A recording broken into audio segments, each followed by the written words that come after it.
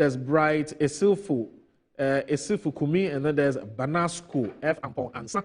And then you have Meshiano, you have Police Usama, and now when it comes to this meeting, we have Dr. Prince Hamid. I used to be with the Education Ministry at some time, right? Yes, for the Deputy Education Minister, right? No, they're in charge of the curriculum development. Okay. The committee in charge of the. Oh, okay. All right. That's Dr. Prince Hamid Hama. And then you have Joseph Mensah.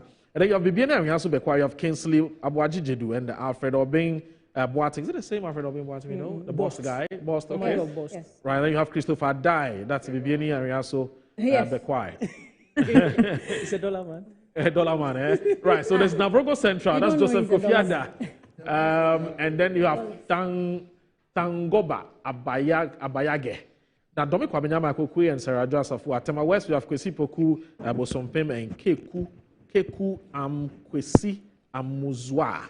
Okay, that's Akibada. We have William Ejapon, Kwetu. Where we have Kwetu. That's a very familiar name, isn't it? Kwetu. William Kwetu, yeah. I think he used to be former deputy Attorney General. He was he's not a CEO. He's not a CEO of where? Deputy. Okay, CEO of where now? One of these forest. One of these departments. And, I see. There's Alexander Kwesiakwa, and then there's Richard Asari Bediakon. That's with Akemoda. Bright, are we done? Aha. So here we go with the unopposed candidates. Yeah, unopposed candidates. Lydia Seriam Al Hassan, Ayawaso West Wogan MP. There's Dakwa Newman, Okaikwe South MP. There's Patrick Yabuama, Okaikwe Central MP. I'm not surprised at all with this one. Exactly. You know, Baba Siddiq, you know, Charlie, he's all over the place. So I'm not surprised at all. Patrick Yabuama, Okaikwe Central. So here we go. I think there's more to come.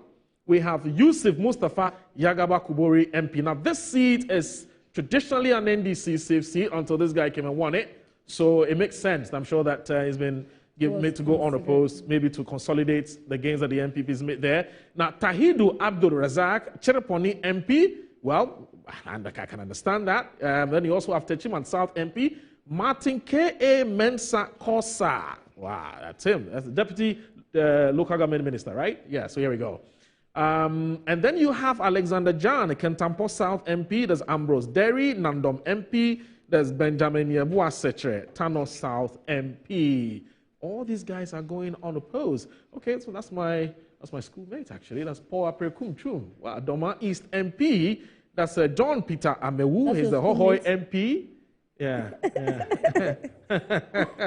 And then that's Samuel Abdullahi Jinapo Damango.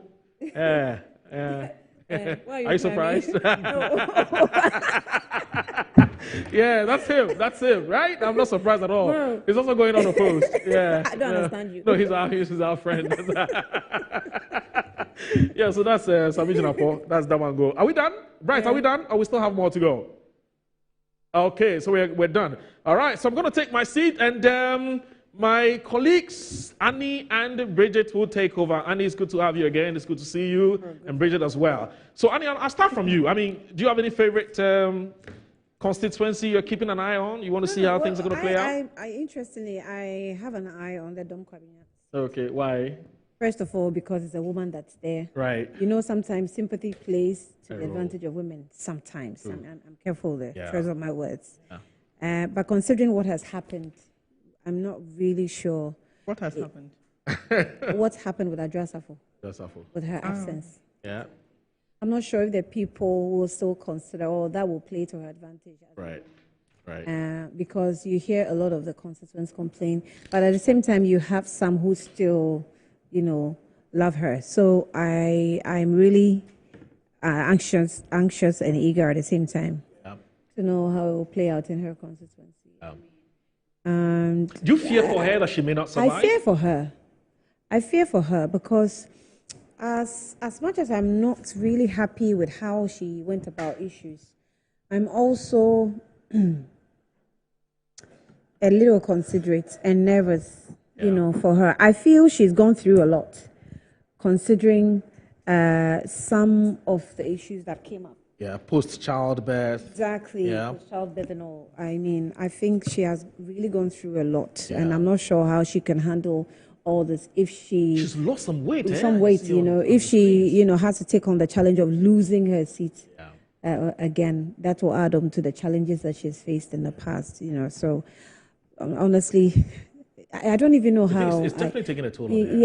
Yeah. It's campaigning can take a toll on people. I don't think it's because she lacks something. In a very unique situation. Oh, but I think we're giving her a lot of pass. I mean, she's a privileged individual. She's a lawyer. She's a member of parliament.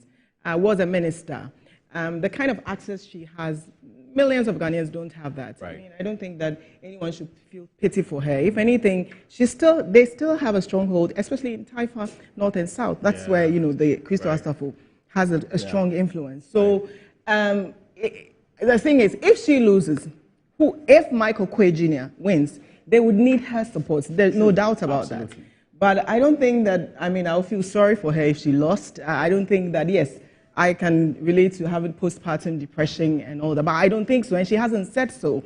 We are assuming that could be it. But she knows how politics is. She's been in it for some time. She's not a novice. So in that regard, I think she's mentally strong. She's lost weight. I could ascribe it to campaigning. Right. That's why she's the way she is. My issue has to do with, the issue I have with this election has to do with the unprofessional behavior of the Ghana Police Service. Right. With respect to Katie Hammond. Yes. Can you imagine a citizen opening their mouth to say, I will beat this person? Exactly, and that's exactly what they should do. Yeah. This is discriminatory, and it shows that power play, and that the MP is protected, who is being violent, whoever he claims was causing problems within the constituency. We haven't seen it. True. But we're hearing him say, I will beat him to pulp. And the police are there doing honorable. I did not do anything to police, and they attacked me. Yeah. Honorable, and that's what we do. And they abuse people. So the police should have arrested him and taken him into custody for threatening the life of another person. And I would want Mr. Capito's comments. I would want to know your comments on. It'll be very interesting on that. You know what? He wasn't just he beat the guy. Yes. He went the extra mile to say that the police are there for him. Yes. Because of him. Yes. Yeah. That is why the police are there. That's instructive. Yeah. And he's a commander. And the commander. Yeah, but isn't that the truth? Isn't that the reality? What annoys me, the commander kept referring to him as honorable. Yes. What was honorable about what he was saying? That one. Touch him and lose your job. And he and the commander had embraced themselves. Yeah. You don't put your hands on a police officer. Yeah, I get it. When I say that this country, we are all jokers, people don't get it. Seriously. And it's a fact. Yeah. If you look at my hair, I've seen better Ghana. Absolutely. And I'm seeing West Ghana now. Yeah. People didn't see the good Ghana. Yeah. Today I was watching something and they were showing the transportation of Ghana somewhere in 1960 something. Okay.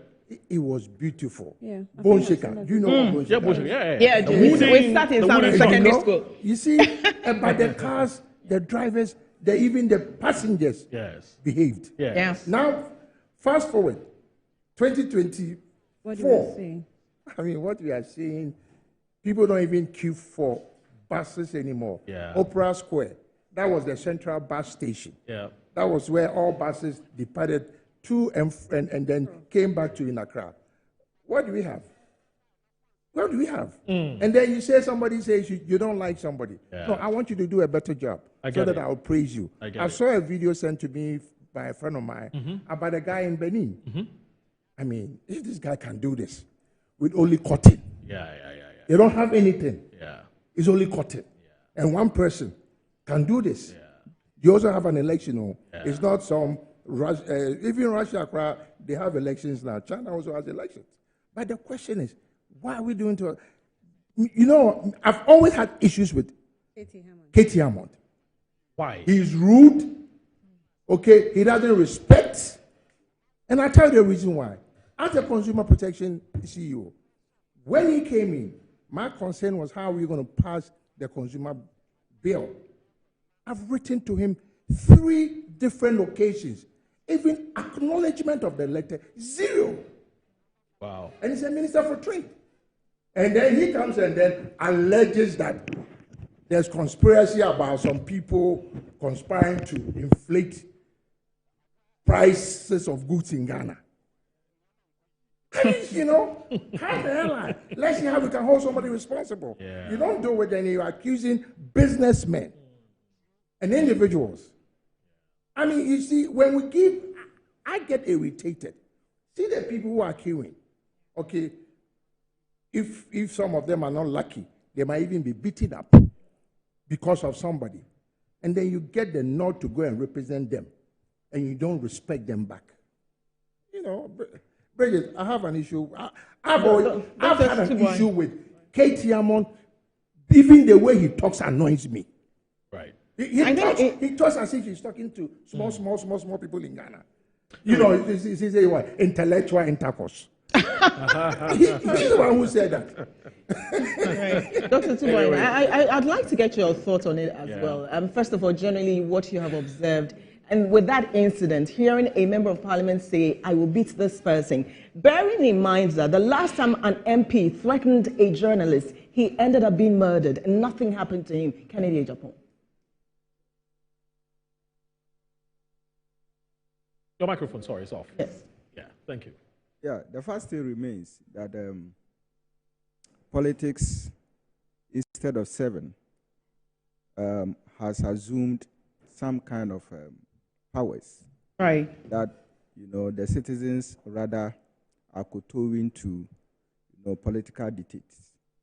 And I feel that, yes, it is not right in that sense.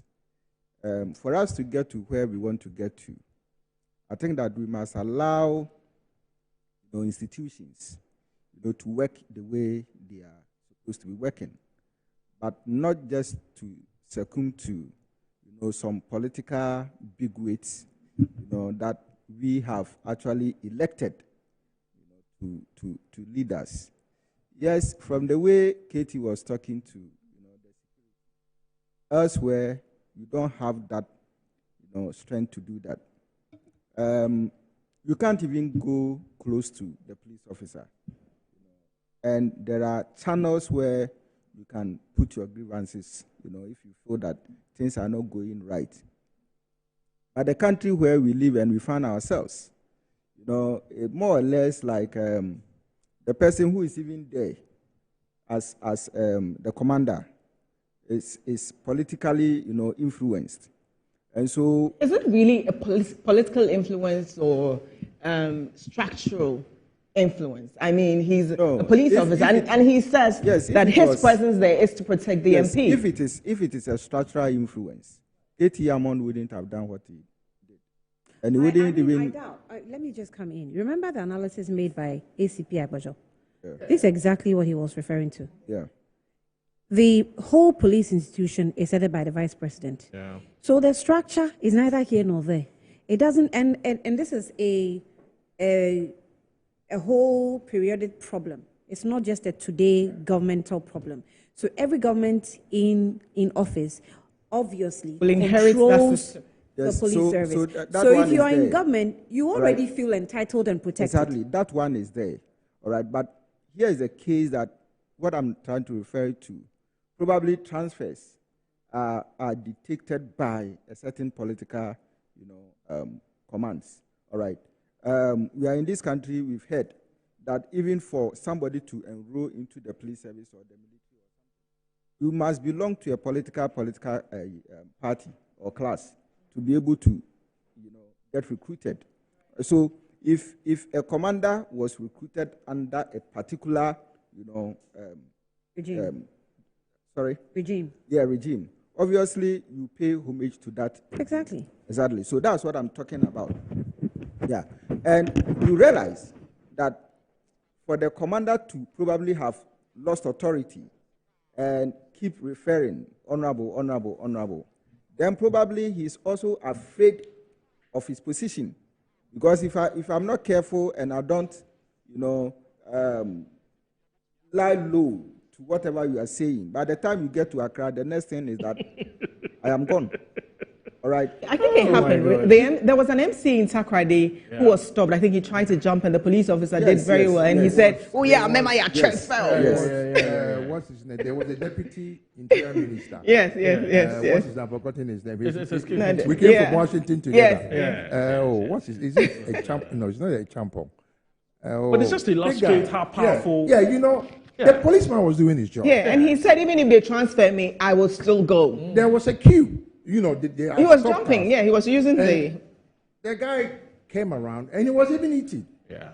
Okay, and the policeman said, my friend, go back. They said, you know who I am? I said, I don't give a damn who you are. Yeah. And the policeman insisted. Do you know the then IGP sent a police armored vehicle to go and pick that police officer, brought him to Accra. Oh, I've forgotten this. He's my very good friend. He I was know, the deputy it minister for Interior under essentially John Mahama. Yeah. Yes, big tall guy. Yeah. Yes, you know, because he's no longer around. Yes, he you know, and it's not just him. You remember on the Sprinters Road, when a driver had committed an offense, it wasn't even the member of parliament, it was his driver. You saw the video. The MP was behaving as if he was above the laws in Ghana. Owned the police. You know, because you see, we have a very bad constitution that gives excuse for MPs to misbehave. That thing that you cannot arrest them because they might be on their way to go and execute out of work, parliamentary duties. So even if you are my wife and I kill you, and the police come, I can give them excuse that I'm going to Parliament. Donald Trump, he was fined $83 million. Yes, just yesterday I was watching on the CNN. Yes. $83 million. So they're serious. Yeah. You know, when you tell people, you see, what annoys me is the same people who would attack you, they've been to the same schools abroad, work with them, who cannot even buy economy ticket when they are given a little position, would even insist that they don't even want business class, or they want first class. So, you see, like I keep saying, we need to educate the masses. The MP is there to serve you. When, what's that woman who referred that the honorable title should only be used in Parliament? Is it Elizabeth Ohene? I don't remember. But I remember there was an argument like that. No, I think it was Elizabeth Ohene. Okay. So, somebody. No, it should be restricted within the confines of Parliament. You are not an honorable. Okay. You are a member of Parliament of that constituency. For that particular when you leave that place, you are not an honorable person. I mean, what was honorable about what we were this is what I mean. Most of them don't behave honorably. I mean, it's annoying. Even if you go to their offices, you have come to see a minister. Yeah. And the guy behaves as if you don't exist. Yeah. And as usual, you see, I'm advocating that this year, I'm going to encourage people, you and I, everybody here, let's become delegates.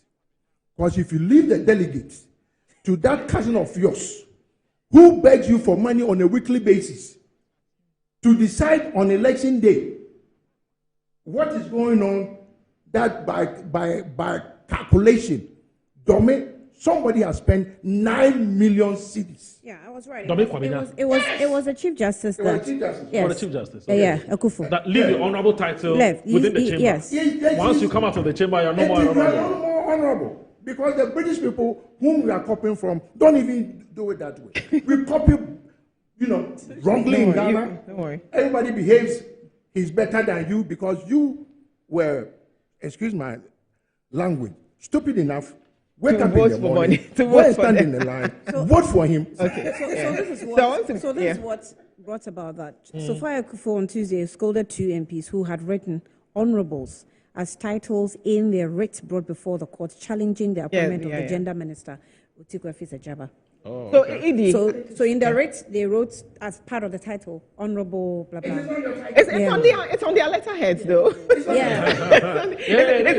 like getting a PhD, right? Exactly. Edie, I think I want to get your thoughts on it. Your thoughts on what Katie Hammond. Let me ask the question. I haven't asked the question. on what Katie Hammond, has done, the kind of picture it portrays, and what you have observed. I mean, it's your party, and what you have observed so far, and what the terrible message such an act, sends out. Well, without a doubt, it's an ugly spectacle, and I will not make any attempt to try to justify it because there cannot be any justification. It's very condemnable, especially coming from a member of parliament. I actually experienced, like he said, 24 years. So I'm not going to make any attempt to justify it. But of course, concerns have also been raised about what the police, they were just standing looking at him. I think it's a very challenging situation. If the police had attempted to apprehend him at the time, you can imagine what would also happen. So sometimes, what would have happened? That man is frail. He can. There is not a single policeman who was standing next to him that Katie Amo could have taken down. He's just huffing and puffing. You have the environment. The environment is not one that. The point he's making. Yeah. I'm saying that sometimes, I mean, I agree with you to a certain extent, because sometimes the police apply a certain level of intelligence. You look at the person you're dealing with, the influence he has. But why must that be important? How you can easily turn maybe a group of people, a situation around. So they can handle it in such a way, but you cannot also do it in a way that it looks as though, oh, you're on I can't touch you. Yes. But you can also stamp your feet and your authority. Because when I saw it, I thought, the first thought I actually had in my mind is maybe the police are applying a certain level of intelligence and care, because everybody is below. It's not. It's nobody's above the law. Nobody's above the law. They put it. But sometimes when you're dealing with certain people with a certain level of influence, there's a way to handle it. No, but dealing with. Hold on. Yes, exactly the point. What she's saying is that is what we have. In reality, we haven't moved it's true. It yet. What you're saying is an ideal situation where in this case, the law must deal with you. No. I think that situation would have been relevant and important if the person he was talking about was present. Then you would say, okay, maybe let's move this person away. There is no wonder he's literally threatening the police, telling them, saying that, look, I will do X, Y, Z. In that case, what I said, he has stripped himself around. He has stripped elections are ongoing, and you expect the police to attempt to arrest him in that charge environment. Obviously, that's not even judges. There's something we call the timing, yes. So maybe after the elections, the police will review the whole incident if there's a meeting. But obviously, I think that will be done. But at the spur of the moment, there's nothing the police could do. And like I was saying, even judges in delivering judgment, sometimes they look at how society will receive their judgment. There's something we call the utilitarian principle. They look whether this judgment they are going to give, whether it will sit well with a reasonable man in society. So sometimes, ordinarily, when you weigh the facts, you may think that this judgment should go this way, but they look at if we give this judgment, for instance, say even election petition and what have you. So they don't go for. Let's use birth certificate. I'm just saying generally. We'll be using our birth certificate to register for things, right? Right now, it is not proof of identity. If what you're saying, I'm using your own words. You said they look at the society, how the society will react. That's a fact. That's a fact. Judges look at the environment. But what issue is this? I mean, like he's saying, yes, the police has every right to arrest him, going beyond the law. They can charge him for that. Yes. Now, the point still remains that there's a process ongoing, a transition. Now, if you are not careful and you take certain actions and, it results in a public, kind of uproar, it will be a bit of chaotic situation that you've caused. Right? Yes, we know that police have arrested people on Sundays. Yes. In their bedrooms. All right. So, if yes, after this process, the police go through their reviews and feels that, yes, he's guilty of what he has done, they can invite him. Okay. When he gets there, exactly, for questioning. I agree. All right, yeah. So for the peaceful nature of so what you're saying, the police only decided to apply tact. Yeah. Yes, exactly. Tact. Yes. You're misbehaving, but we're not sure about the timing. But you see, the entire problem actually emanates from the fact that our structures are not working well. Yeah. You get it? And politics have also infiltrated into some of these, things. That it doesn't really work the way it should be working to perfection. I mean, our institutions are not as independent as we want them to be. That is the point. That is why some are proposing, for instance. Obama made a statement that we need strong institutions and not strong men. We need a strong man to build a strong institution. Strong men build strong institutions. I agree. Institutions don't build themselves. The two are not mutually exclusive. No, institutions don't build themselves. I agree. Guess what? We've seen other leaders, other people come and turn things around. So it's an issue of leadership crisis. Right. Yeah, the strong person that we need to lead, we don't have it. Right. Everybody's weak. Why? Everybody is weak. Why? No, but you see, you get into politics. You swear an oath to defend Mother Ghana and say you don't have it. But that's just on paper. No, it's not. These are verbal It's things. just on paper. You know people who were behaving a certain way before they got into position. Can they have changed? Can you ask yourself why? Do you know the reason why a policeman takes his cap off when he enters a bar? You know why? Why? Because the crown Yes. is for Ghana. Yes. So he doesn't have to disrespect the crown. True. That's the reason why you dare not put your hands on a police officer. True. You have the right to report the police officer. Yes. You see, we keep giving excuses. And we don't want to do the right thing. Well, that's where Bridget is also coming from. You see, That's where Bridget is coming from. No, but I think, Edie, I would want you to finish your point. Edie was right. That's strong No, to be leader. fair. I'm coming. Please, I'm coming. Okay. That strong individual that we need. Yes. Okay, it's an issue of principle. Yeah. Now, you know that, yes, Dr. Tutu is a strong person because when he puts something here and then you pick it, you must bring it and put it at the same place. It's a matter of principle. Right. That he spoke about issues of utilitarianism, right? Yes. Yes. Now, for the good of the people, I'm not taking a decision for myself. I'm taking a decision that will benefit majority of Ghanaians. All right. That makes you a strong man. All right. Then the issue of being able to stand by your word, your promise. All right. So this is the direction that this country is moving. And this should be the way out. Now, when it gets to that level where you have a leader who will compromise positions, how strong are you? A leader who will take no for yes, how strong are you? A leader who knows the direction of the people and is not ready to lead that direction, how strong are you? So these are the people that we need to lead this country. Okay. That's fine. Let's not allow the KT Hammond to sidetrack us, even though it allow Idi Muhyiddin to land. We don't want him to crash land. So please go ahead. When you're done, we're going to go to Domi. And you should also look at the person, the person in question. It's KT Hammond. A whole minister, full minister. No, not. But more, but it's an important discussion. We can't be talking about their voting in police stations. This is the issue. I have gotten to a point where I honestly, I've gotten to a point where KT Hammond's comments don't affect me anymore. But it's also very, you see, it's also we should get used to him. Yes. Like we've gotten used to Kennedy Japan, and he got a journalist killed. And he got a journalist killed. I'm saying that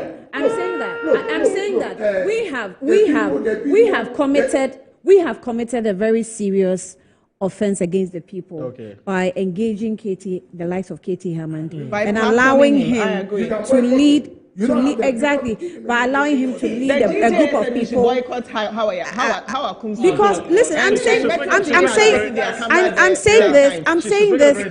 this because KT Hammond. No, Annie, I agree with you. KT Hammond, to me, We should black out on him. he appears to be a person who is beyond repair. Right. Actually, too old to change. No, You mean too old to change? I'm using it advisedly. He's incorrigible. Yeah, he is incorrigible. No, he's incorrigible. No, you want me to change? No, do you want me? No, I'm being very frank. Okay, I retract. Okay, let me change the word.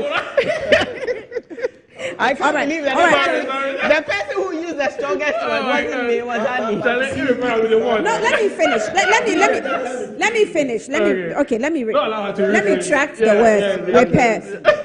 Okay, let me say that. So what's the word? So I think that he's a very narcissistic person. Narcissist and yes, beyond he is. repair. It's the same thing. I'm using words you are making me change it. Okay, allow her to land. So let me land. Okay. I'm just saying. Annie, nobody is going to beat you. Oh no. Go ahead. Oh, this is not. Yeah. I'm using the words advisedly. Okay. You know, I'm just trying to say. I think you want to say that we should just accept him at his and how he speaks. You can't do anything about it. Right. He seems to be someone who believes so much in his head. As in everything he says, makes sense to him. To him. Okay. Yeah. And does not care. Yes, sometimes because it is a part of him. So we should take him as a comedian. I'm sorry. Let me learn so that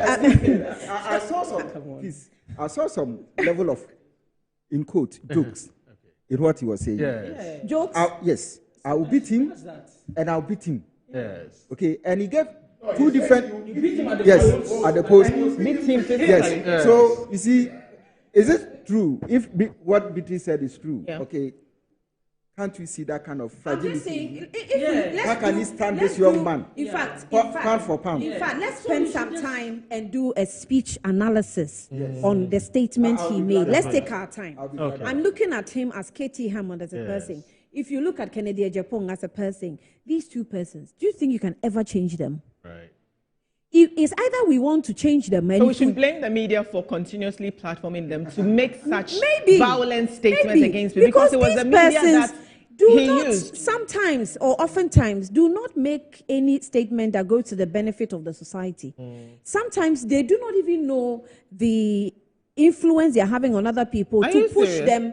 You know, it means you just call them stupid, honestly. If you're saying that they don't know... Your friend is waiting. Ethel is waiting. Sometimes, Bridget, I don't like what you're doing. Ethel, take us to... Okay, so let's cross over. When we come back, we'll continue. Let's cross over to Ethel. She's in a constituency I'm very much interested in. That's the Dom Kwabinya constituency. Ethel, if you can hear me, thank you. Yes. Okay. Great. So let's hear Ethel. What do you have for us? What's going on in Adwoa Safo's backyard?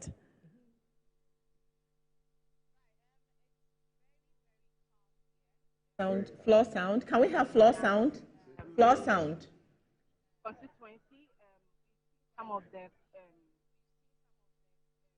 Vanessa. Hey, Amanyami.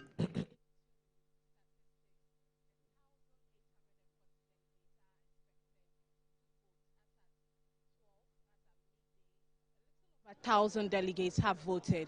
There's heavy security presence, as I've said, well-coordinated activities. Delegates are waiting for results to be declared. Every contestant is optimistic of winning, including the newest lady on the block, Sheila Sechi Opon, who I spoke to earlier, and is optimistic that she will carry the day at the end of everything. But there are words on the street, in the vineyard. People are predicting that Adwoa Safo will not carry the day at the end of the election, which I think during the NDC primaries, the same thing was said about Elike Makrugu, but at the end of the day, she carried the day. So it's not cast in stone, but that's just the information going on. But apart from that, everything is calm, everything is coordinated. There's heavy security presence here, and everything is very smooth. Okay, so Efe, can you tell us if you spotted any of the candidates around? Yes, we've spotted Adwoa Safo, we've spotted Sheila, and then earlier Mike Eronkwe also came and spoke to the media. So everybody has been here. And is there any information? You're saying that it's not cast in stone, but are you picking, signals of who is a possible winner?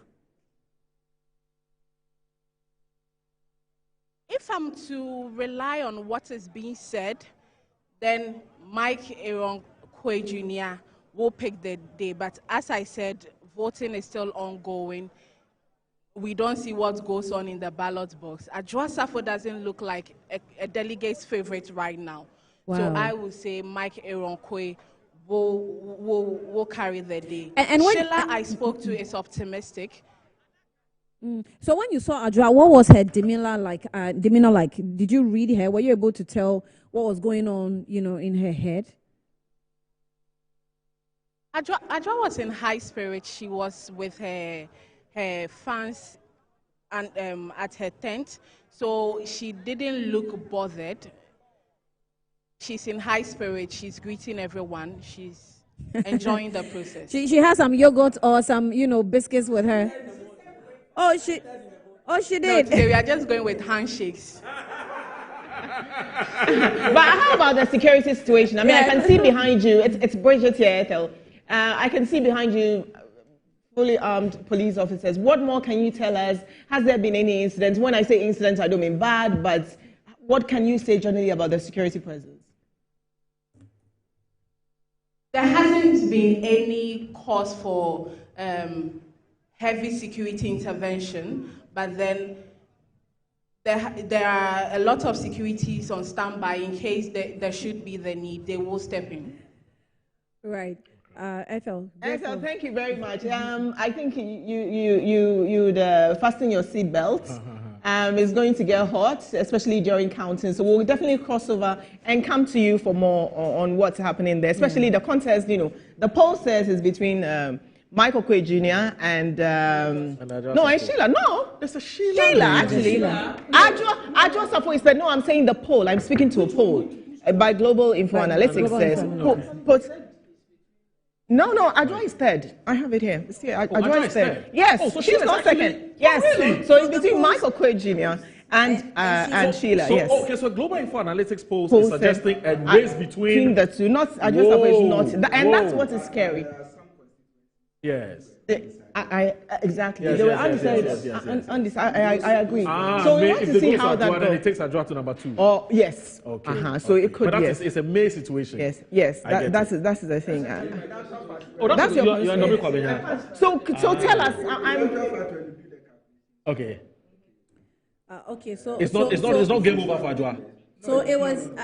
But it's not game over for Adwoa. But in the polls, it was at 10%. 10% for. But he explained that when people are undecided, you see, when you know you're going for incumbent, you're decided. But when you're like, go to Michael Quay or Sheila. Undecided is 13. Yes, and 13. Undisclosed is 24. So that will go to Sheila and Michael Quay. Okay.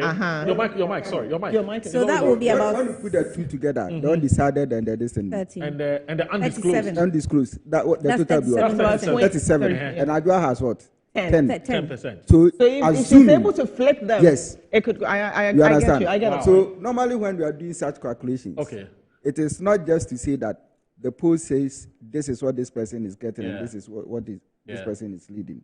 In fact, the undecided and the undisclosed, they are the actual kingmakers. Yes, I agree. No, that's true. That's true. No, that's true. I got it. So if Adwoa's campaign is able to flip that group. The last and it's usually the night before. Exactly. And what happens the night before? Okay, she's able to get them on her side. And so what the post couldn't tell us is that where are these delegates located? Oh, okay. So that will give you an idea of where they are likely to vote. So if, for instance, they are typically in Taifa, you live in Taifa. Yeah. I mentioned. No, I don't. Yeah, because she mentioned it to me. The Taifa is predominantly their father have group, grounding. And they usually vote in block. Yeah. Okay. No, we're talking about the influence on the delegates. Okay. Oh, sorry, your microphone is off. Edie. Oh, yes. Sorry. I'm saying that this is delegates elections. Okay. So if you say that's her stronghold, you know how many? So you ask yourself, how many of those church members are really delegates? Right. What is delegates? I think he was speaking into the national elections. But the seats could go to NDC unless Taifa North go to NDC. It's not possible. No, but don't say it's not possible. But just a second. No, actually, if Adwoa Safo is the candidate, yes, you would win. That's what he said. But I want you to No, he's saying that if where the 43, where they are, majority of them are in the father's constituency. Those constituencies that the father built. They're likely to be influenced. No, and I just clarified that he was speaking into the national elections on the influence that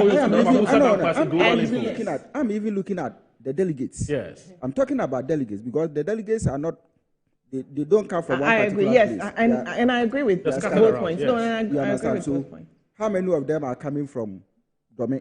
How many of them are coming from Kwabenya? How many of them are coming from this and all that? Yeah. So you may probably know that maybe within her stronghold, that is where you have a lot of delegates coming from.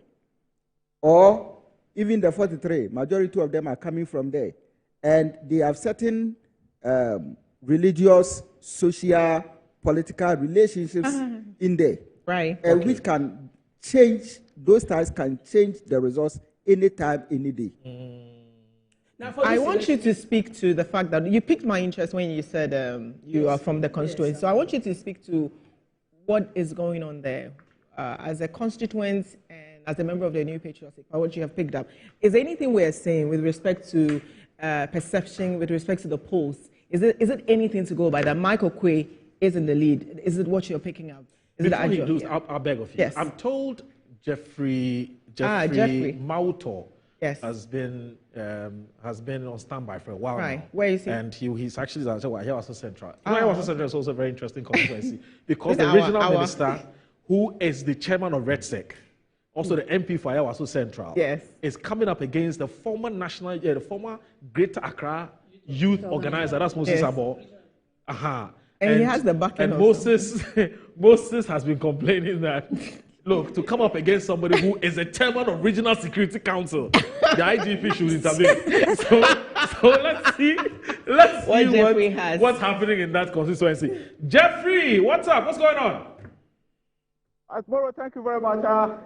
Our elections over here is still ongoing, even though we are at the end part of proceedings here. But I must say that it's been relatively calm. The atmosphere is calm over here. And so the delegates continue to cast their vote. But I might say that in no time, the polls is going to end over here. So about 963 delegates are expected to cast their ballots. And so far, 90%, about 95% of them have already gone through the process as we speak. How about security? But there were fears in the beginning that this could turn out to be, chaotic because of the concerns that were raised by Moses Safo. He doesn't trust that the police will be neutral because he's coming up against a man who is in charge of the regional security, Absolutely. And so, yeah. Absolutely, Moro. A few minutes ago, I saw a reinforcement that came on around here. So I can count about over 100 police officers over here as I speak with you. Whoa. 70 of them, if I could count properly, 70 of the police personnel from the FPU have been added to the existing 30 that was here initially. I mean, just a few minutes ago, that these officers have arrived, and they are all mounted at various positions. Most of them are within the premises where the election is ongoing. Wow. So that is currently the situation over here. I must also say that I've seen Honorable Henry Cote, who is clad in the white apparel, waiting for victory, closely flanked by the former Member of Parliament for Tema East, Honorable Titus Glover. I've also seen the opponent, Moses Safo, who is also clad in white. Both of them are waiting for victory. But as to whoever the delegates are going to give, it's support one of the candidates, obviously. In no time, we'll get to know about that. I see. And well, one of my colleagues, Bridget, wants to know what the Honorable need Kwate Titus Glover. What is he doing there? Who is MP3? Do you have any idea what the Honorable man is doing there? Honestly, I tried getting close to him to find out from him why he's represented over here. I've also seen the.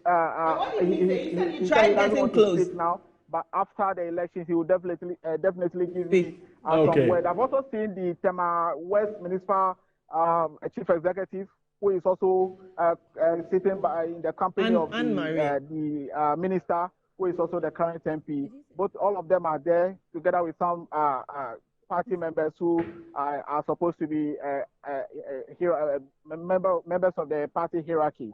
So as to what exactly Titus Glover is doing here at Adwoa Central, I have no idea for now. I see, Jeffrey, did you see any monies exchanging hands? We've seen sachet water, we've seen TV sets, we've seen sewing machines, we've seen mobile phones, even though some of them are young, and all kinds of things that have been distributed and shared among some of the delegates.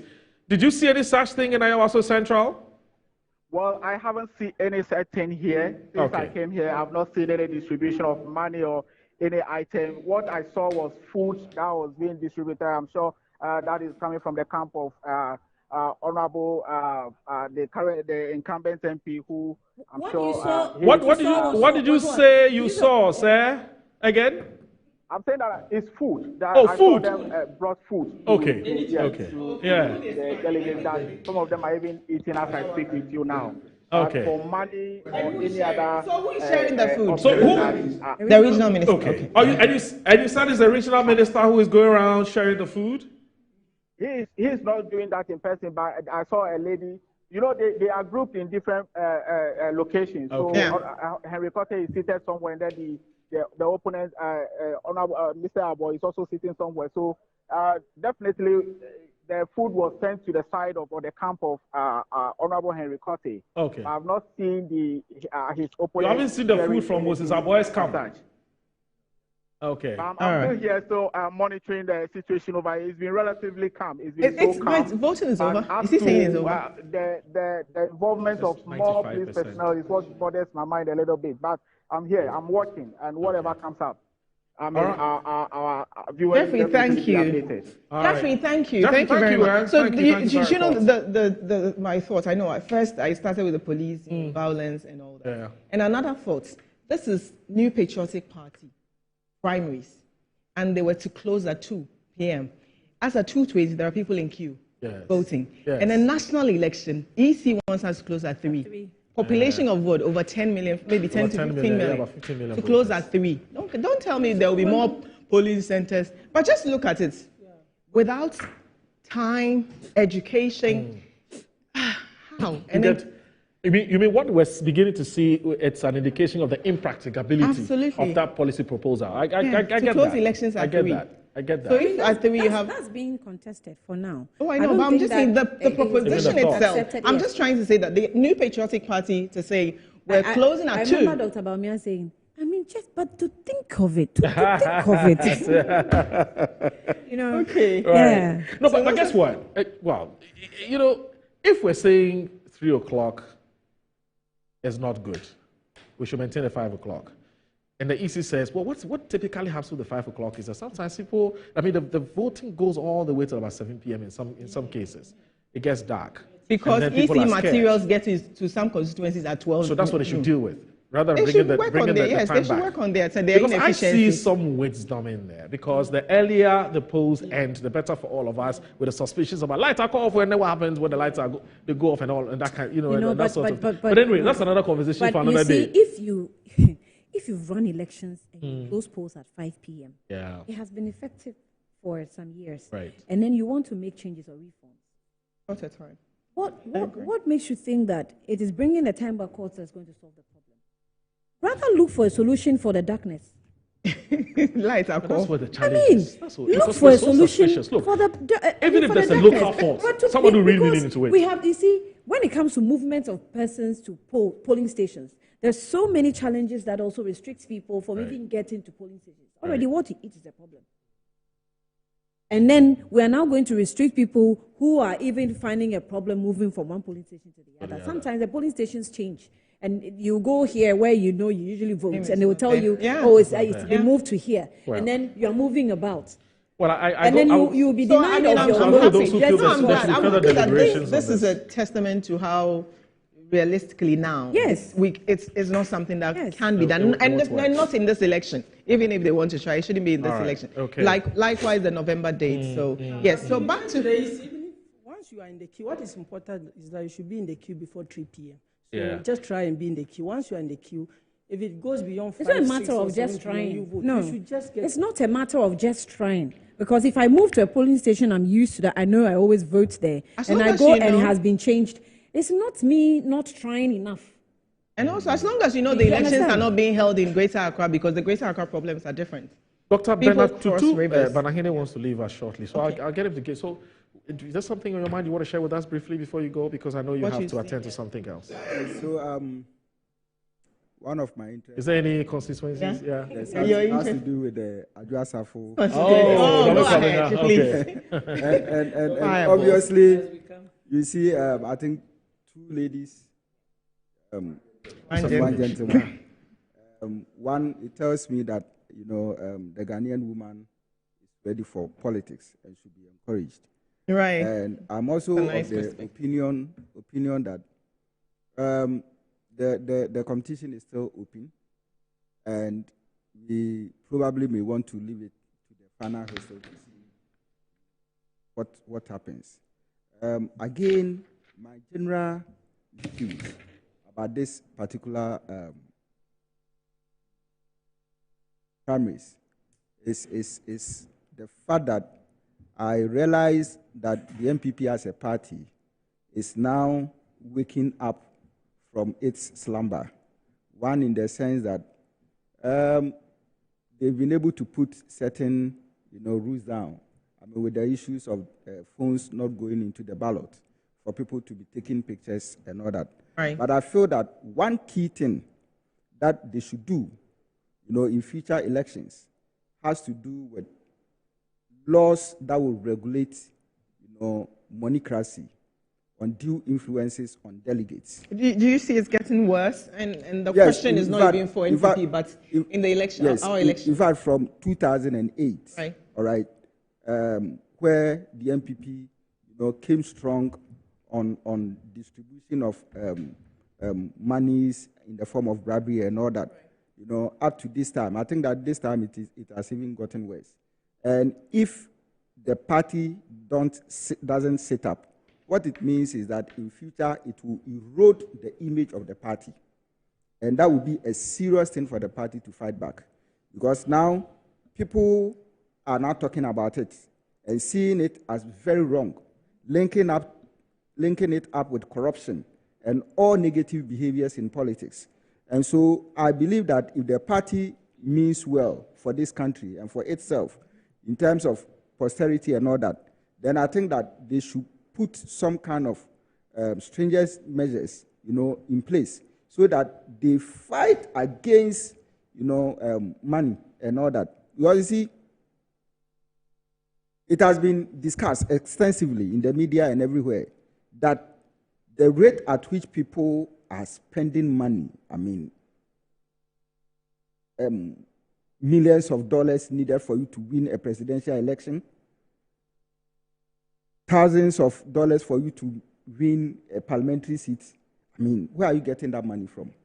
All right, so I think that the party should now put on a new cloth, create a new image for itself. Then, of course, I know that they are serious and they want to probably differentiate, themselves from, other political parties. Else, I feel that it is a no. Oh, and yes, sir. It's interesting. We are all Ghanaians. The same people that you say they should make sure they change it. They came through the same route.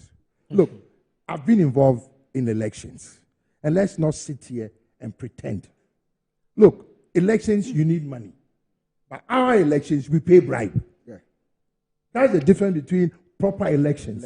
Oh my goodness! That's, okay. That's no. It's a fact. No. It's a fact. I get it. Like the difference between the proper election is even people volunteer to work for you, and they donate. Like and they it's donate. Accounted for. They donate. Little kids will bring their piggy banks. Yeah. Here, a delegate, and they are bold enough. Yes. Majuwe dear. 200. And we should be ashamed of ourselves as Ghanaians. All parties. During the NDC, there was a lady driving an open car. Splashing cash. Splashing money. Yeah. Yes. Splashing money. We have former boss. Alfred Obeng displaying. I have dollars. Yes, I'm going to pay more than. I'm going to pay more. He's saying or displaying? No, they're saying, not just displaying. Saying and displaying. So, but does it look like he couldn't have possibly had? No, you see, it's not a matter of he can't afford it. My fear is people that should serve Ghana better are not being elected. Okay? Because they don't have money. My question I asked that, most of these people, do they understand why they want to be parliamentarians? Yes, like so they can make more money and become extra corrupt. So that is where my point is coming from. Now, obviously, somebody going in for $300 million, okay, or 300 million Ghana cedis, and then spends it to win a parliamentary seat. Now, even if it is your savings, your lifetime savings, you must get it back. How are you going to get it? So you go and fight for road construction within your constituency, and then you find a way of taking a percentage. Yeah. Is that not corruption? Absolutely. Yes, like the Obama, campaign that we talk about. Through that, Obama was able to save millions of dollars for his party. Yeah. You understand? After election, you need to account for the money. You account for even donations given to you. Through crowdsourcing. Now, Nana Akufo-Addo himself, all right, when in 2016 he launched his campaign for donation, he got money. People sponsored it. So who tells you that we cannot do decent politics?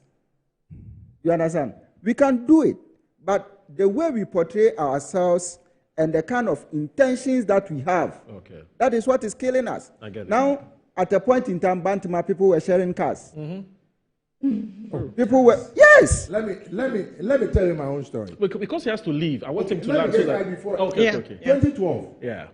In Kumasi, when there was an issue between Padishah PJ and Kofi Juma. Yes. I decided to become the compromise candidate. Okay. At Georgia Hotel. Okay. The moment I declared, the delegates of Asokwa, I know them. Mr. Capito, as for you, we like you, pa. Don't worry. We will support you.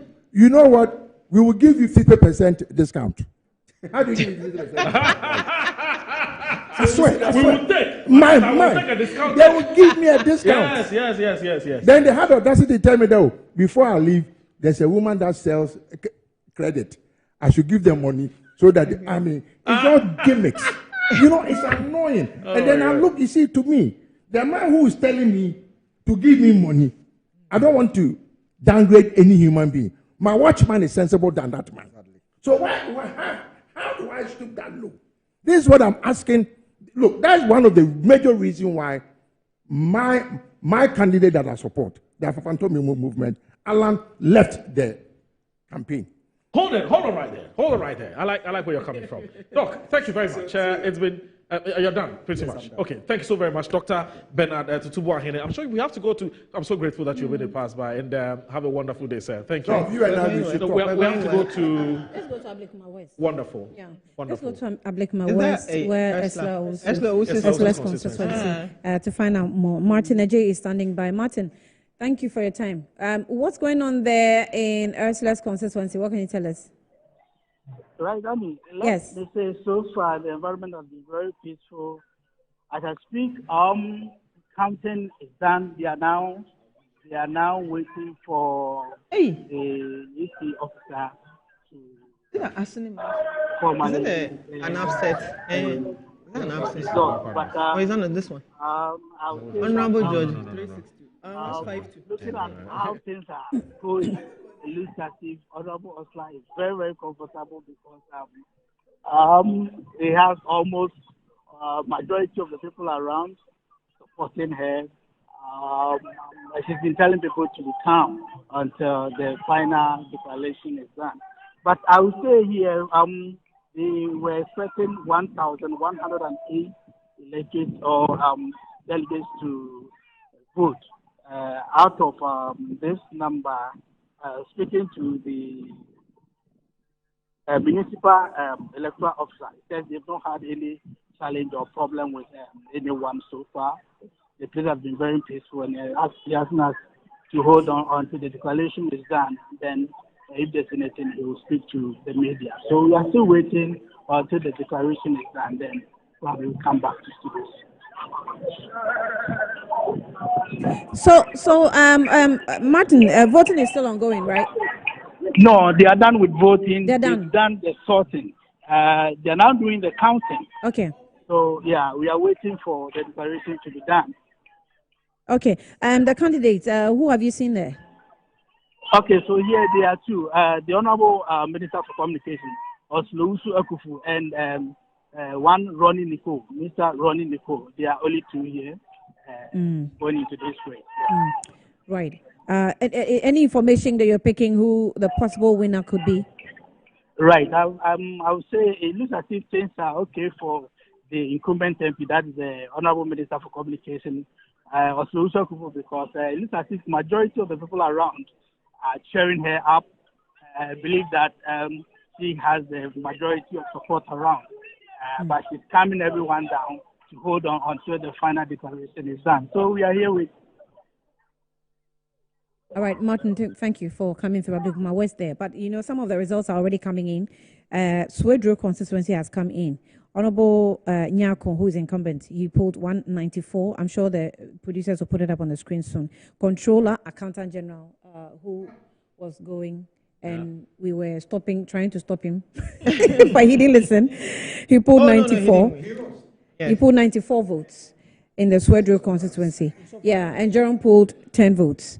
That is the Asene Akroso Manso. But Honorable George Kwame Abuaji, that constituency, that's Asene Akroso Manso, pulled 362, and Alex also pulled 152. So Ewaka North, we also have Gifty Chung. Ewaka North is where Palgrave is, right? Yeah. Yes. So Gifty managed to retain. She pulled two. No. She didn't retain. She didn't. So if she lost it, she pulled 202. Palgrave pulled 76. Nana Kwame pulled 4. Nana Ampao Adofrempong Buffalo pulled 222. Wow. I don't even know. In fact, I haven't seen his face before. Oh, wow. I cannot really tell. 222. And Kofi Obey-Mensah pulled 4. So Nana Ampao Adofrempong, normally known, probably known as Buffalo. Yeah, I've heard the name Buffalo. Yeah, they call the Buffalo around a lot. I want to see his face. So he has snatched the seat from Gifty Chum Ampo, who is Deputy Minister for as the first casualty, official casualty. Actually. Yeah, and then we have okay, I think that's what I can read for now. Provisional, yes. It's very important. Thank you, very important. That's provisional results that's coming now. So we'll see how it goes. So this is our Deputy Minister. We are being reminded that she's in charge of TVET too. Yeah. Oh, okay. So we're in trouble. Right. Yeah, so she asked about, sorry, before you go ahead, I think you should introduce our guest is just joined us in the studio before we go to. So we have Jermaine Nkrumah, who is a chairman of Global Diaspora Council, former director of communications, NPP USA, and he's joined us in the studio. You're welcome. Good morning to you. Thank you for joining us. How are the people in America? Since you're a former director, are you still there or you are here? No, you live here with us. Okay. Yeah, okay, it's on now. Yeah, thank you. Thank you for having me. It was a pleasure listening to all of you and the different perspectives. And I think one of the pet peeves that you guys been talking about is the guest who was right here talked about monocracy.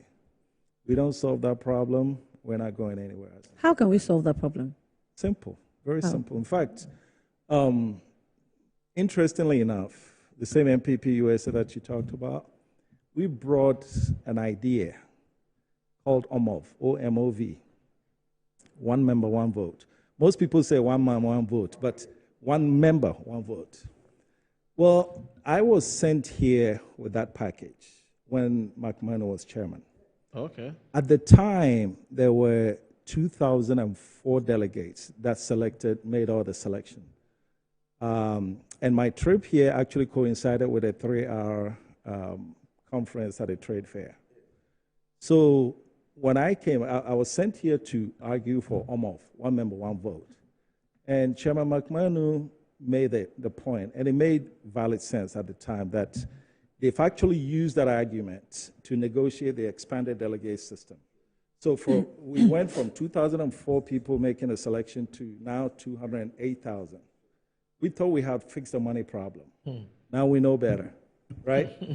So here's how the OMOV works. If every member, card-bearing member of the party, should be able to participate in the selection of candidates. Yeah.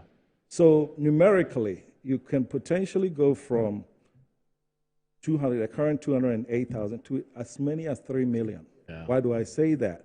If we have about 18 million voters on our rolls, and let's say 43% inclined to NPP, right?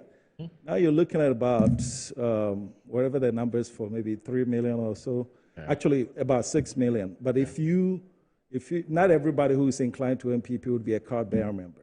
True. So if you take about 40% of them, now you're down to about 3 million people who are card-bearer members all over the country. Yeah. And it comes down to roughly by 11, on average, 11,000, potentially 11,000 voters per constituency. How are you going to bribe all these people significantly enough to make a difference? We did this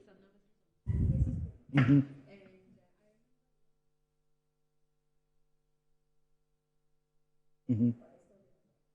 Sorry. Have they expanded it all the way? No, not all the way. Not all the way, but they expanded to a certain extent. But I'm thinking, why are we only focused on expanding electoral college? Because if, for example, the electoral college was maybe 10 people, and I'm able to bribe 10 people, and you're thinking, well, if I expand it to 20, you can't bribe all 20 delegates. Or maybe I expand it to 50.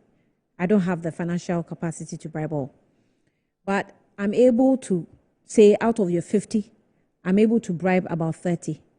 Won't I still make inroads? Great point. Here's how it works. First and foremost, going from the current system to the expanded, OMOV, you're multiplying the current voter pool by almost 10. Which means if you hear about people giving, 500 cities or 1,000, now you're dividing that amount by 10. That amount is not going to be significant enough to change somebody's mind. You see what I'm saying?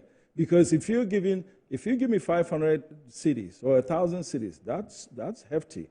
But if you divide that 1,000 by 10, and now you're giving me 100, that's barely enough for lunch. That's not going to make me vote for you. You see what I'm saying? So I think for us to really address this monocracy, we have to exhaust the possibility. I mean, those of you, those of us who grew up in the 70s when there were a coup d'etat, nearly every time we woke up there was a military. All of us were praying for democracy, right? Now we've got the democracy and we've destroyed it. But there is a law. I mean, maybe this is an option of the expansion, but there's also the legal bit. Okay. There's a law that tells us what to do. And what not to do. And what not to do. Guess what? Why are we not looking at that and maybe amending the law and giving us a throat-cutting law? Good. That if I hear, even upon allegation, you're in trouble. Good. You see, until we get to the point where we're actually enforcing our laws are just suggestions. A friend of mine said, Ghana laws are but until suggestions. When? This is the time. Until when? I know, but I'm saying that for now, if you put OMOV here and you put the law here, we also have a law now to run the red light, right? Do we? Okay. So until we have the regime to actually enforce the law, and I agree with you, the law will fix everything. But when you look at our history of enforcing laws, we're not doing terribly good, okay? But then with the OMOV piece, you basically circumvented the law because now everybody, you slap your card there and you're voting. And what's good about this OMOV piece is that whereas you can congregate groups, right? Oh, I'm going to this electoral area, I'm meeting with them. When it's OMOV, who are you going to meet? They don't meet them, they kidnap them. There you go. Actually. You see what I'm saying? Actually, yeah. If it's OMOV, the groups are not defined. Oh, defined. So it's going to be hard. And it always beats my mind that you have to wonder why somebody would try so hard to become the treasurer of a polling station. A servant. Yeah, a treasurer. Think about it. If you're a treasurer of a polling station, what budget are you controlling? Yeah.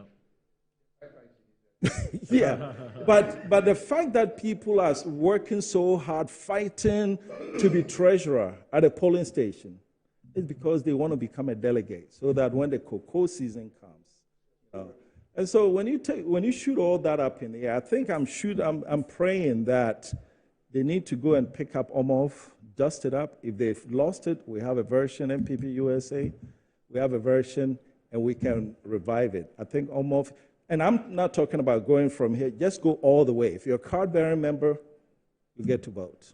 But you know the reason I'm laughing is this thing that you talked about. I was at a trade fair. Okay. It's been what, 204? Yeah, somewhere like that. Yes. I would just let's just assume that because you were in opposition. I think that that time you were in opposition, so let's say there was no money. Yeah. Right? Yeah. We've been in power for almost 8 years. You know the reason why it's not going to work? Why? It benefits the people who are in power. Yeah. And until we, the people, you see, democracy, and this is what you live in America, I live in America. Democracy is for the people, by the people. Okay, but the question is, we cannot allow a few people. I get irritated when I see a cousin of mine, when I go to my village, if I don't give that woman 20 cedis, she will hold my shirt till I get in my car. The cultural thing. No, she is the woman organizer. Oh, you're talking, okay, right. Are you getting my point? This is somebody. So the influence and poverty is a sin. And that is what is causing we Africans. Can I have a quick question? Sure. If you're a woman organizer at a constituency, see, that's my problem with this country, right? You became a woman's organizer of this constituency. There should be, okay, when I came in, this constituency had so-and-so number of women MPP sympathizers. And I've added on. The way I'm judged is, have I moved that number to a certain... Because you're supposed to organize women. Yes, you're supposed to bring more numbers. Right. Does any woman organizer or youth organizer get measured in that under those circumstances? No, they don't. But guess what? If the elections come and they say, "Oh, the chairman won the election," I was a little bit irritated when my president and my man in charge of my party, Nana Akufo-Addo, said that Obinim, no Obinim, what's his name? The other guy, Osubempa. I mean, I got up in the morning, drove to Kumasi to go and vote for him, and he wins the election, and he thanks Osubempa. I mean, no, it's not. No, but it's not just the flesh. Hold on. Let me explain. Actually, I can explain to you. No, let me explain. It's Osubempa that changed your mind to vote for him. Hell no. Hell no. You and I know. You and I know it's not true. No, you see, it's very, very interesting. It's very, very interesting. We are doing certain things. That's the same canker with the Black Stars. Right. Ghana, everything is getting out of control. Every single thing. And like I said, when we saw MPP from the Dubois Hins, I was at Circle here, the rally at Circle. Way before when Rawlings came to Washington, I was part of the people who demonstrated in front of the White House against Rawlings. Okay? All I'm saying is, especially you and I, and this is why I have a problem with the people who come from the diaspora. Okay? Even when they are giving the nod, they are the worst culprits. When they got opportunity. And that's why I have a problem. Because I want you and I to come and say, we are coming to infuse and make a change. New. You see, okay, if I may address that, I try not to explicitly blame like that, because for every, let's say for every, in every, you see, if they are men's absolutely, yeah. So yes, are there bad apples within the diaspora? Okay, fine. You know. Oh, is that it? Yes. No. It's not Mensa. Somebody who is. Yes, somebody who is. We should. What's the name? Our brother hasn't spoken at all. Sure, I think the whole conversation is hijacked. But I don't know whether you want to take it from where they left off with the issue about vote buying. I don't know what you have. Whether you have any thoughts on it.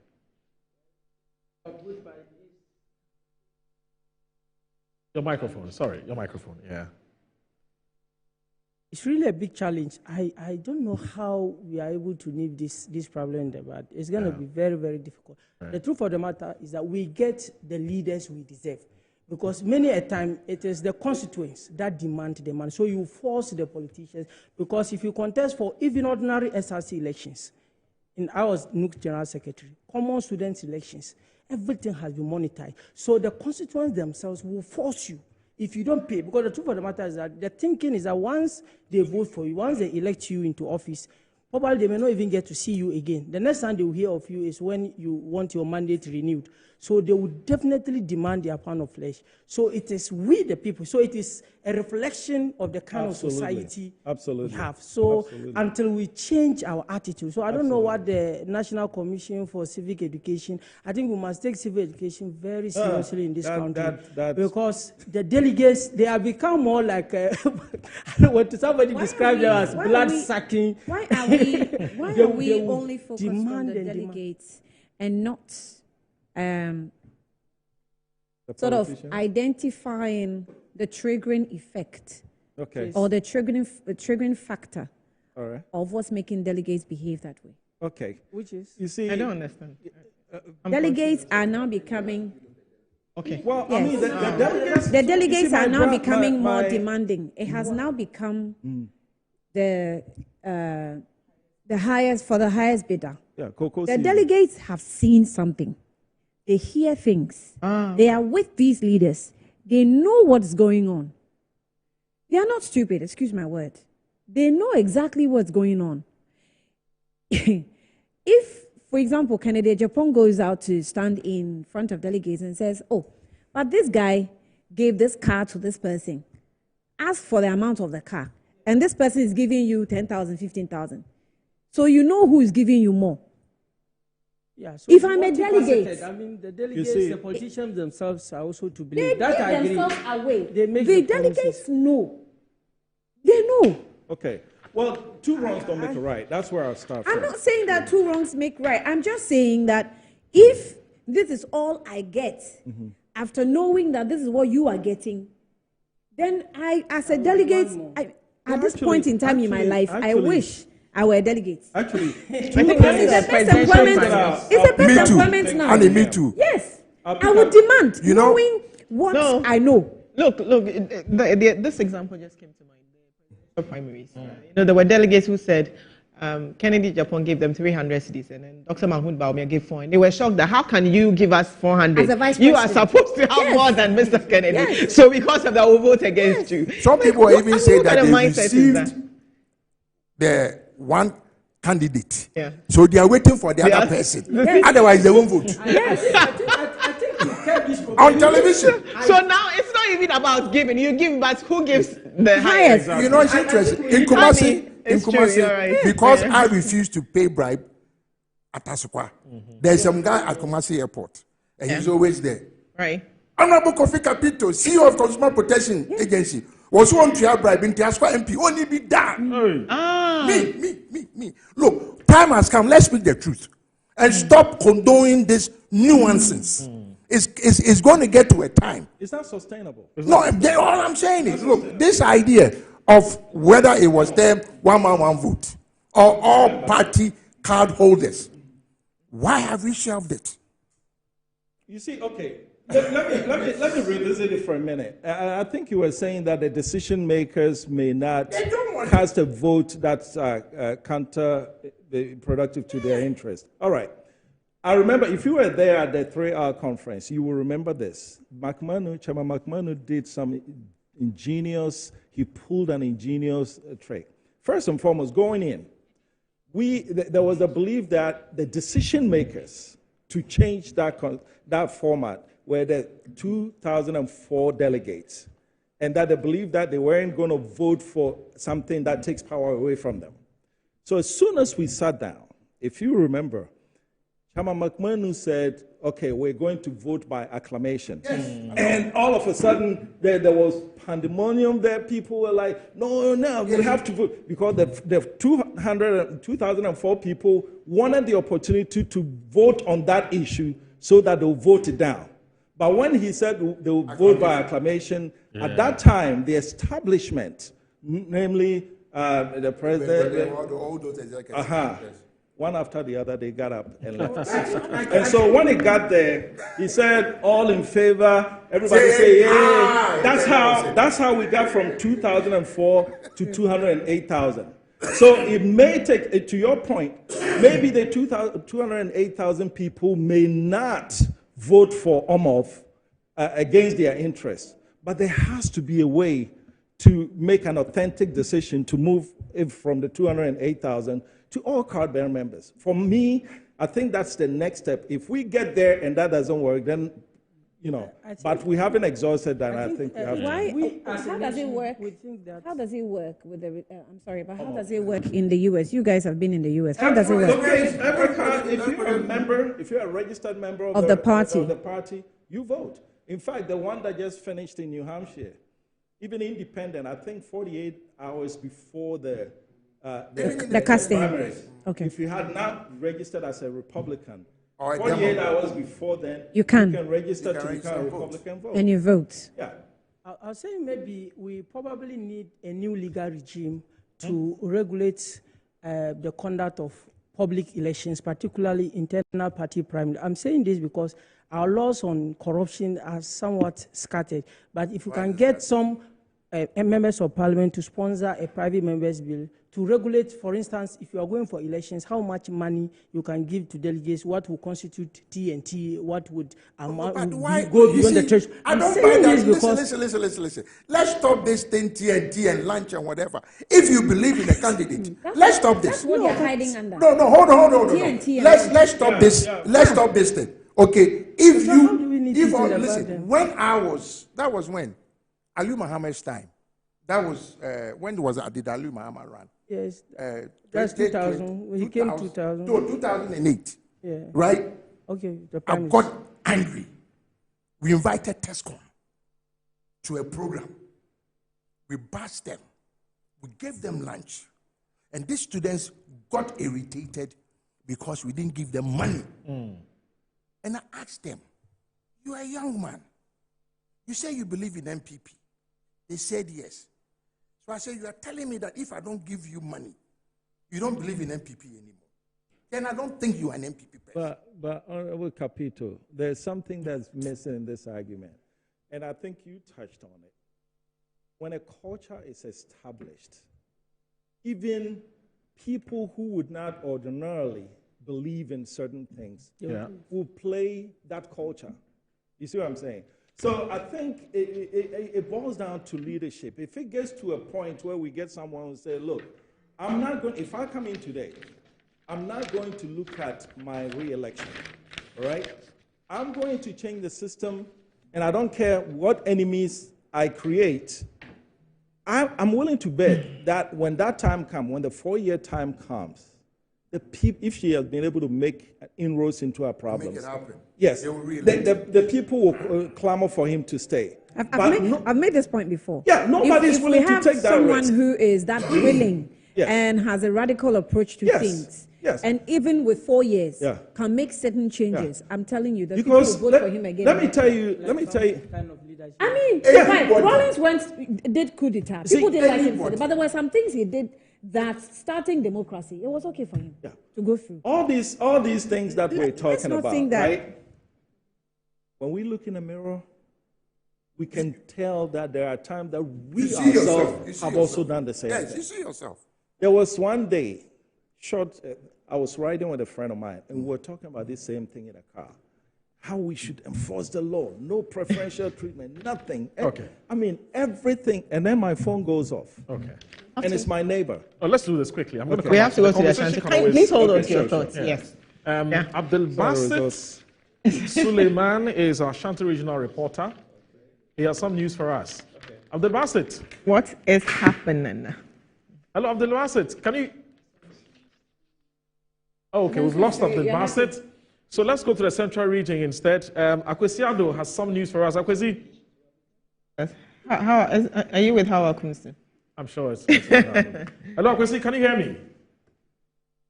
Can we have the floor sound? Maybe the floor sound is perhaps it's on air. Hello, Akwesiado? Okay. I don't think we have Akwesiado. I don't think we have him.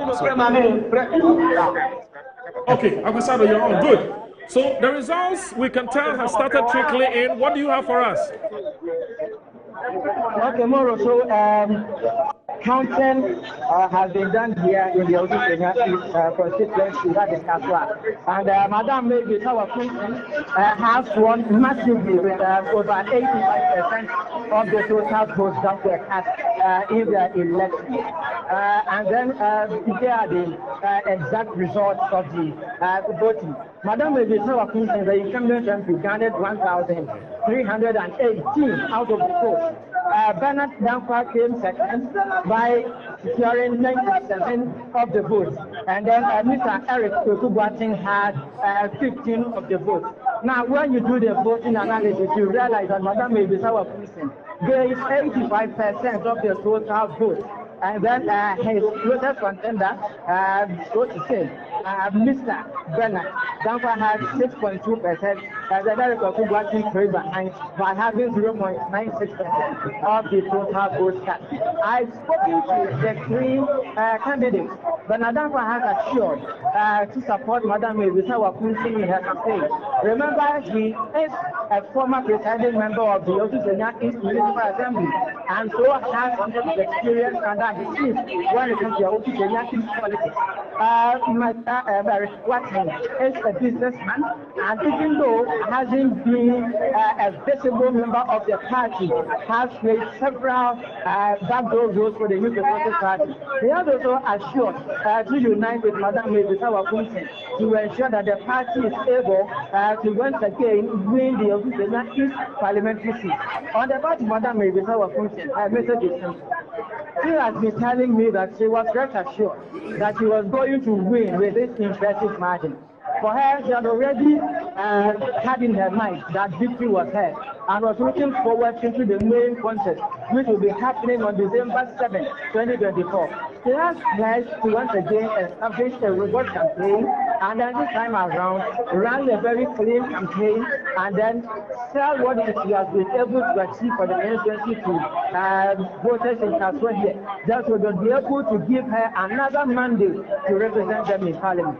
Party supporters are wow, and they say that they are rest assured that Madam Maybisawa Kusin, the party will be able to attain yet another success in parliamentary elections here in the Odushenya constituency. Wow, very fascinating, very interesting results from the central region. Thank you very much, Kwesiado, for that. We'll be displaying that on your screen so that you can see. But I want to run that. I want to run that with the data, the polls conducted by Global Info Analytics. Okay. The poll was clear that Hawa Kumsin was going to win. Okay. In fact, the performance, when the delegates were asked about the performance, 61% said she was very good, 31% said excellent. So if you're putting very good and excellent together, that's over 95%, 96, yeah, about 96%. So winning by over, 80% has been reported. Provisional result has been reported by a reporter.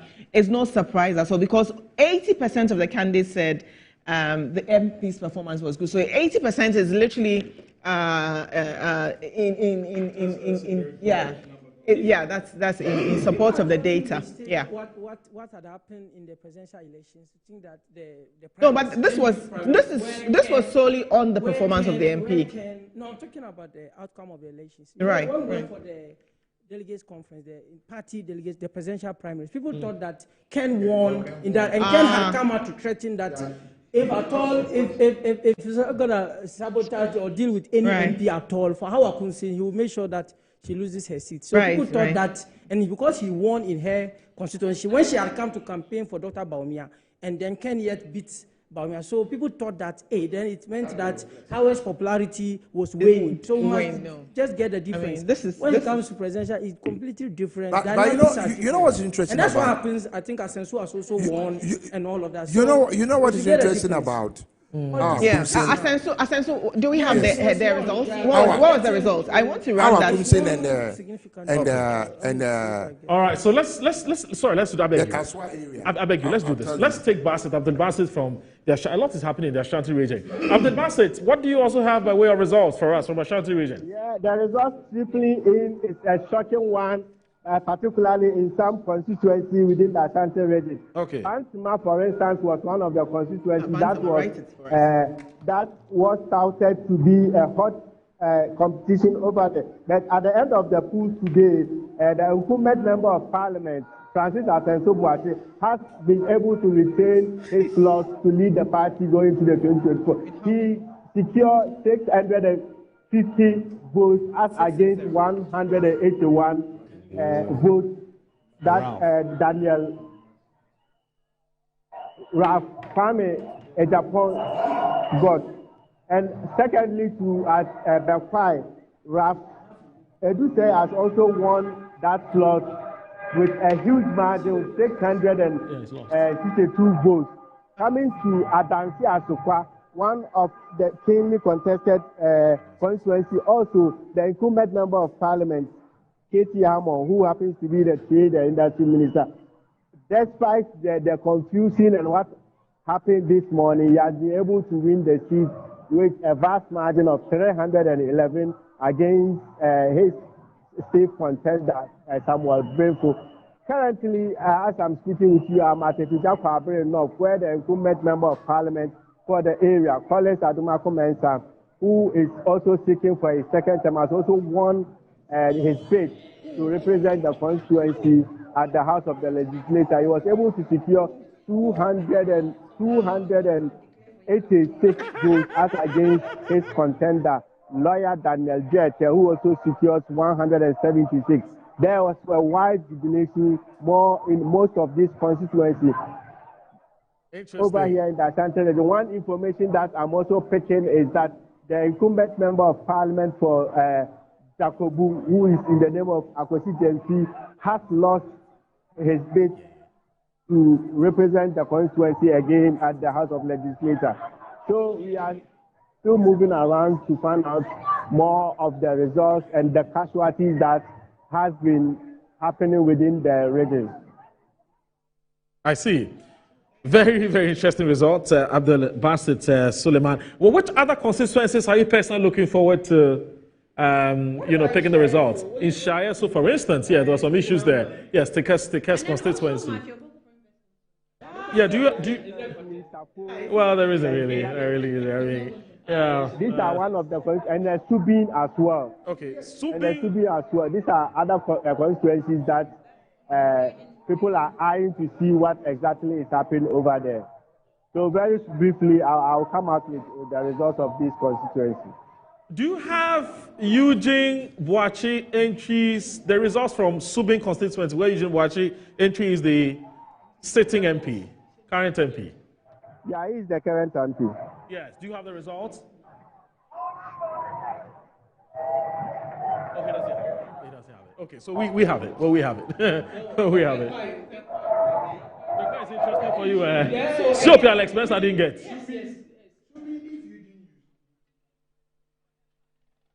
Really? I want us to run again to the Bantama constituency. Yeah, I know. Yeah. The Global Info Analytics poll. Okay. They say that he was not. No. He said that he was not threatened. Raphael Ejapon was polling just about 1% in the poll, and undecided was just about 2%, and undisclosed was around 3%, and said Asenso-Boakye was going to get over. Excellent was for his performance 68%, and very good was 31%. So I mean, if he was getting over 80% in the poll, so Global he actually has been spot on. He said the influence of Kennedy Japan was not felt. I mean, Kennedy Japan is not Raphael Japan. I mean, at least the delegates could distinguish between two Kennedy Japan. What it also means is that Asenso has broken the four. Yes. You know, usually Bantama always one term. Since she left, yes. Okay, and so one term. Kokofu came. Yeah, did one term. Yeah, Ochoa did one term. It's always one It's term. Kokofu that surprised So he has broken the. He couldn't do two terms. I expected Kokofu to be able to Ochem then came with a lot of gravitas at the time. He had so much. Okay. He came from abroad with so much. So I think we received some video from Yendi constituency. I hope we'll have a lot is happening in Yendi. Yeah, there's a lot happening in Yendi. So if we can edit those and put them on air, please, we'd appreciate it. What I'm picking from Yendi, and I'm sure our reporter will join us. Is it Habibata? Habibata Shani Mahama, the Maslog CEO. And her deputy is Oh, it's in the dance It's one of the contestants. Okay. The people, the MP wanted them disqualified. Okay. I thought the MP was winning. Okay. I thought he was winning hands down, so I'm not surprised. So Yendi, I'm waiting for Yendi to see, because Yendi looked tight in the global info analytics poll. Yes. Yendi always Farouk was question. Has any high-profile incumbent fallen? Yeah. No, not high profile, because a lot of them are protected, to be honest. They went unopposed. I think going unopposed. Those who didn't go unopposed but were challenged. Nobody was protected. As for now, I can speak. The Are you party sure? never. No. This time around. 33. See, maybe if you talk about the last primary, for this primary, Because we learned from the past nobody election was where we protected. almost lost. It was open for everybody to contest. He is saying that the 33 who went this time, nobody was protected. was voluntary. I am tempted to contest but I can't give you proof, so I won't. So I work with the party about the headquarters. I can tell you nobody was let me rephrase my question. Unprotected, those who did not go unopposed, high profile, has anybody fallen? Not yet. We're not. I think some figures for us, we are waiting for. I think Yendi. Which one? Deputy Communications Minister Amma Poma Joabin. I heard she has lost quite significantly. The margin was very vast. But it's not even high profile, to be honest. Maybe in your party. You see, she's the oldest in terms of the MPs in the Ashanti, the female MPs. Guys, there is an incumbent and then there is a high-profile incumbent with resources. Yes. If it comes down to the same money, so where would you put Habibata? It depends on what position he feels and what budget. So money determines whether you are high profile. Absolutely. The reason why I'm saying that is this. You can have name recognition and everything, but at the end of the day, if you don't have the resources to push it on the ground, you're not going to survive. Moro. So, Moro, you know what? In elections, if even your mother is a candidate and your opponent pays her money and you don't give her something, she will vote against you. Yeah. She will vote against you. Hey, Esikadu is in Charles Bisu. Charles Bisu is coming. I wouldn't be surprised. He's one? Yes. So what? So you see the problem with our politics. I wouldn't be surprised if he wins. Money. All the things that he has been through, they voted for him to go to parliament. Why not? But his what about his wife? What about his wife? Yeah, his wife is also that's an interesting. Deputy Director General. Also contested in Esikado. So she also had, but in fact, she's the most visible candidate when you go to the constituency. Yes, she's the most had Samuel Oku's deputy. She has money, so really money is please go ahead. But Esikado was really I didn't good. say high profile. Yes. Let me say, it has any heavily resourced candidate fallen? No. Yes. No. Not that we know of. Heavily resourced. Okay, that's good. Oma had resources. And the other one, the other lady that we mentioned. Your girl. Abena. No. But that's one actually. She's one. If their resources have fallen, did they lose to a less resourced person? Because the narrative that no, it's difficult. That's a great You're point. trying to establish a nexus between how much money you have and your you can be resourced and lose your potential, but maybe the person and your ability. For instance, where would you put COP Alex Mensah?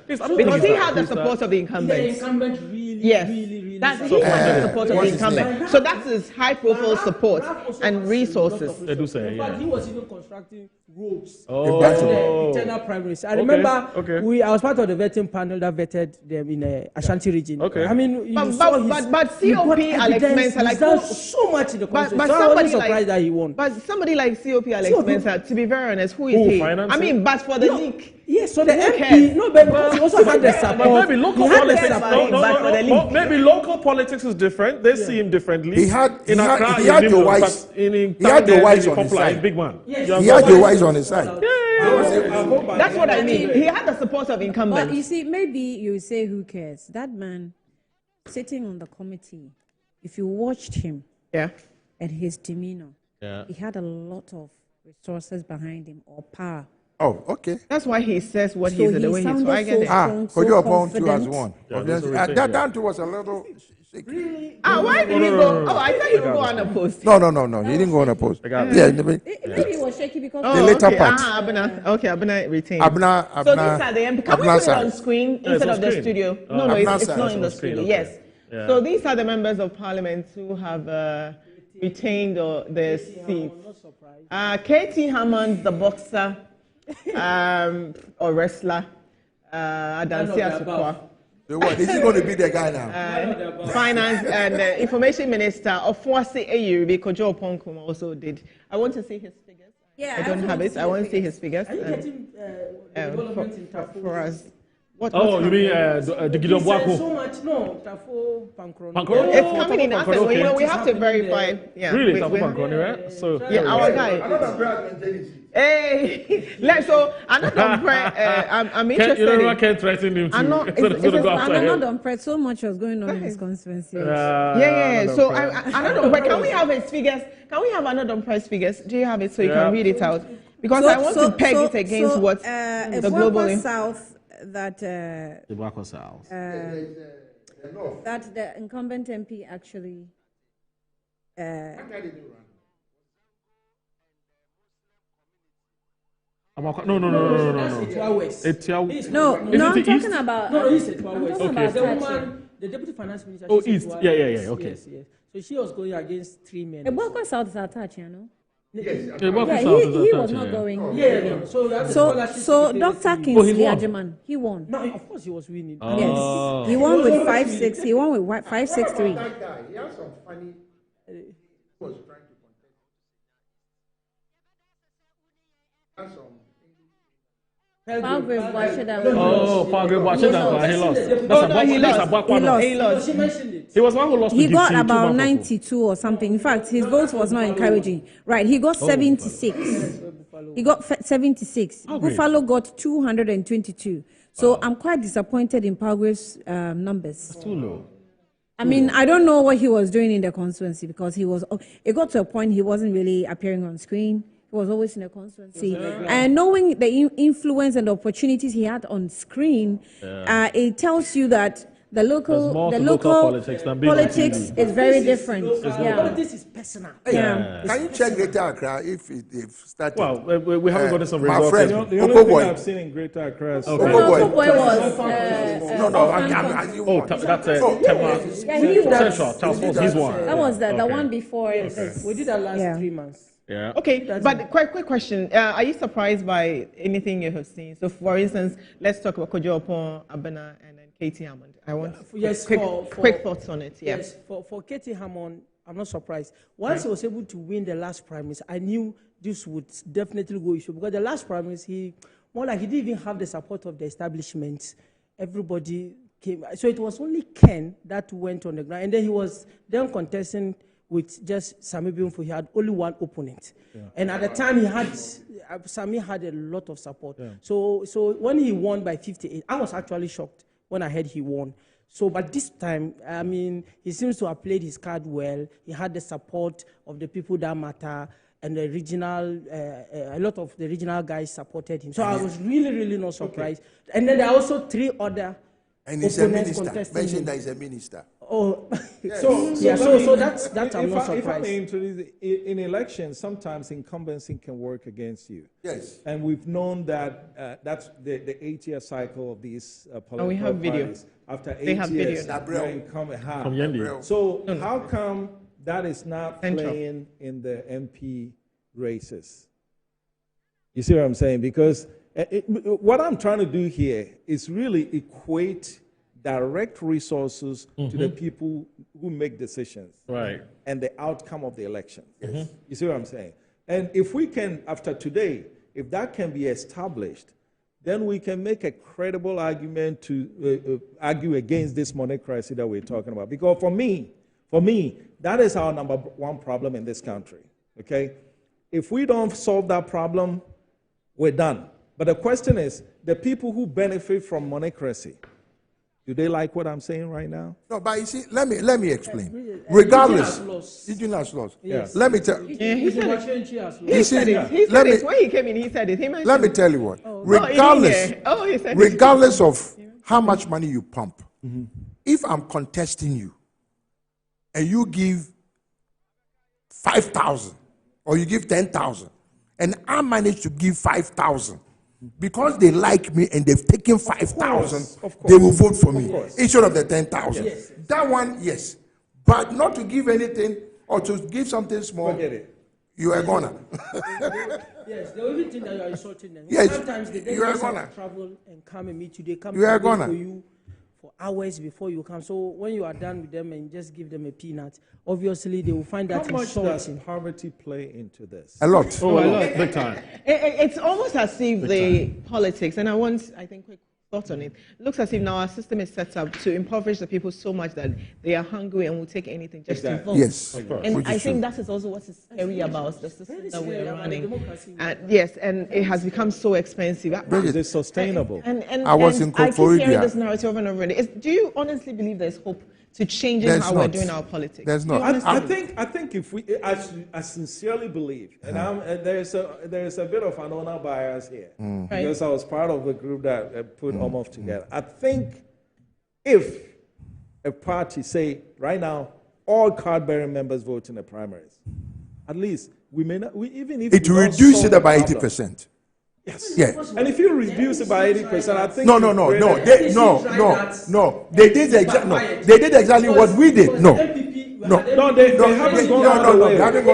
They haven't gone all the way. They did exactly what MPP did. Yeah. They did exactly what MPP did. All the way. By also expanding their electoral.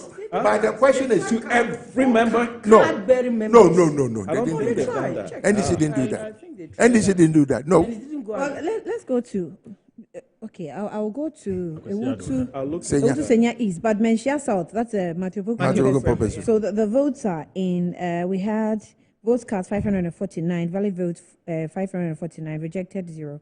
Matthew polled 286. Wow. And Helena Owusu Pinaman polled 63. Wow. So that was not a contest at all for Matthew. You said 280 something? 486. So, and then he got 280 and then 60. It doesn't add up. It doesn't add up. That is 69. It doesn't add up. What else? And then who else? And then Helena Owusu Pinaman got 63. Okay. She got 63. 63. Yeah. You know, they didn't allow for. So let's go to. It still doesn't add up. You always see the voter turnout. Let's go to. Okay. No, she said valid votes. The valid votes cast. Yes. Valid votes cast. Okay. Yes, and all of these are provisional results. Yes. Well, let's go to Ewutu Senya East. I have Akwesiado there. Akwesiado is Senya East to give us a report. Akwesiado. Yes, hello. Yes, thank you for joining us. So tell us what has happened so far. Has the counting ended, and what can you tell us? Okay, so counting has ended and official results declared by the Electoral Commission. And the results here present states that Madam Mevisa Wakumsen, the incumbent MP, won with 1,318. Benadankwa had 97, and then Mr. Eric Kwekubuatin have 15 of the votes. So in percentage-wise, Madam Mevisa Wakumsen had over 85% of the total valid votes, even though earlier polls had suggested that she was going to win with just about 61.3%. You know, the Ewutu Senya East constituency is one of the critical or crucial areas for the New Patriotic Party when it comes to parliamentary elections.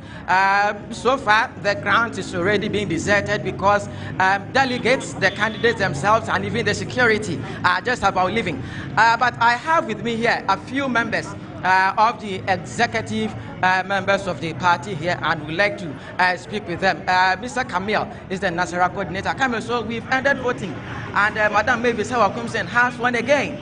Yeah, it's true. She has won again. We thank Almighty Allah for this win. We think it's a privilege for us to work to break the eight. We thank God. So what does that mean for you party supporters of the NPP? It's good. People are not expecting this because there is a lot have been said. Yeah. In fact, when we are going to these primaries, I think 272 constituencies, everybody is on Ewutu Senya East. because of how people are doing propaganda, talking anything about Autu Senya is. We know that our MP is a good woman. She's doing good for the party. She's good for Autu Senya East. So definitely she's going to win, and she have won massively. We thank Almighty Allah for this. So this constituency was created in 2012. In that year, your party won. You won again in 2016, won again in 2020.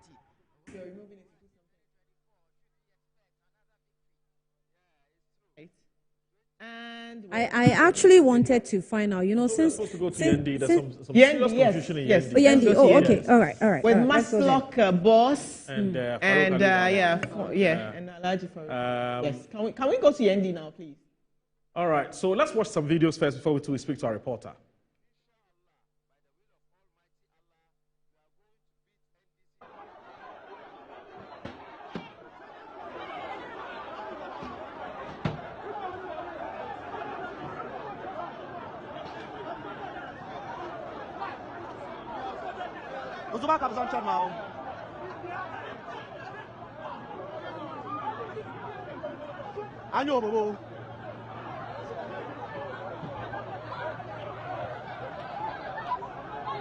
So the police have taken the electoral officer who was caught with some ballot papers of Ajia Abibata. Hi, confusion the law. What? Sorry, Yaba.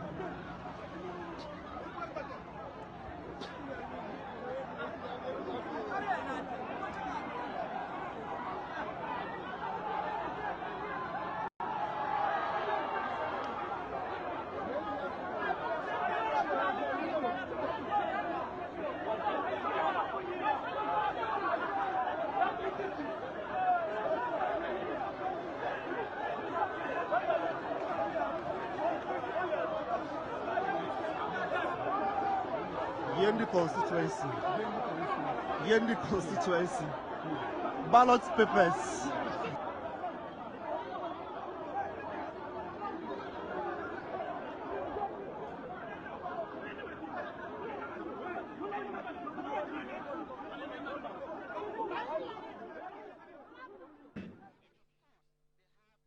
Well, chaotic scenes there somewhere in I'm sure in one of the electoral areas in Yendi. Let's talk to Al-Hassan Diba to tell us what exactly happened. Al-Hassan.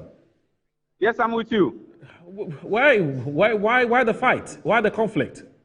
Well, right now, the thing is very complicated in the Yendi constituency of the northern region, because when voting finishes and counting just started, about 213 votes were counted for the incumbent MP when an EC officer was searched and some ballot papers were found in his dresses, which led to the fight, and the ballot papers and boxes were destroyed in the process. Currently, as we speak, we are all at the Yendi police station where supporters of both candidates, the incumbent MP and the CEO of Maslock, Ajia Abibata Sani, are gathered there, and they are all protesting that they are not going to accept any outcome except their candidate being declared winner of the elections. But the unfortunate thing was that the first ballot papers that was for the MP was not finished. It wasn't finished. They didn't finish counting it before the fighting started, so they can't tell who really won the elections. But as a matter of fact, if you watch the papers after it was sorted out, it was loud and clear that the incumbent MP was going to take win the elections. But the unfortunate thing is that the MP, when the ballot papers were searched on the when the EC officer was searched, he was searched by supporters of the Maslock CEO, and they believe that the MP and his supporters planted everything in there.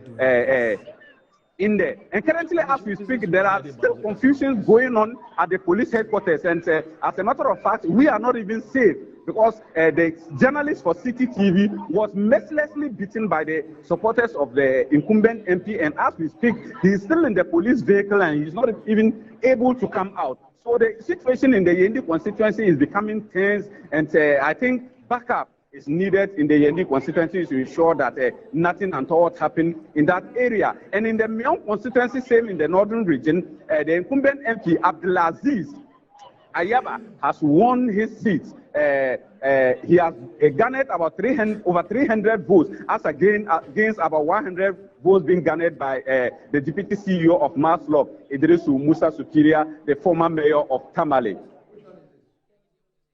Musa Superior, what's Musa Superior's constituency? Which constituency? Myong. He contested. Okay. Has one. Okay. So, hello, Al Hassan. I'm with you.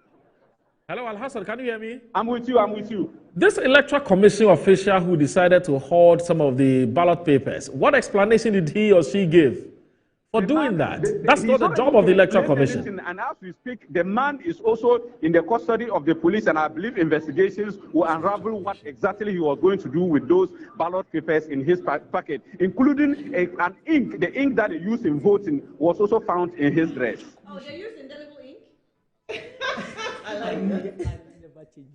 Anyway, no, I want him to answer the question. Alasan Di Baba. I'm with you. Hello, Al-Hassan, can you hear? I'm with you. Okay, I think I can't hear you. Did they use indelible ink for voting? Yes, the ink that was used in voting was found in the dress of the EC officer and some ballot papers. And that led to the scaffold leading to all the distractions and the fighting at the polling center. The voting took place at the Yendi Secondary School. And as we speak, even at the police station, supporters are preparing, and we don't even know what exactly is going to happen. We are at the police station, and yet people are preparing, supporters, and even the CCTV guy is not able to even come out. And if this should have been on Zoom, you could see how people are angry, shouting at the car, and we don't know exactly why they are doing that, because the EC of the CCTV representative is not an EC official, and his only crime was that he was taking videos when the fighting was ongoing. I see. So let's talk about the ballot papers that you said were scattered. I mean, whose names did you see the stamps on? Was it on Habibate's, paper, or it was on Farouk's?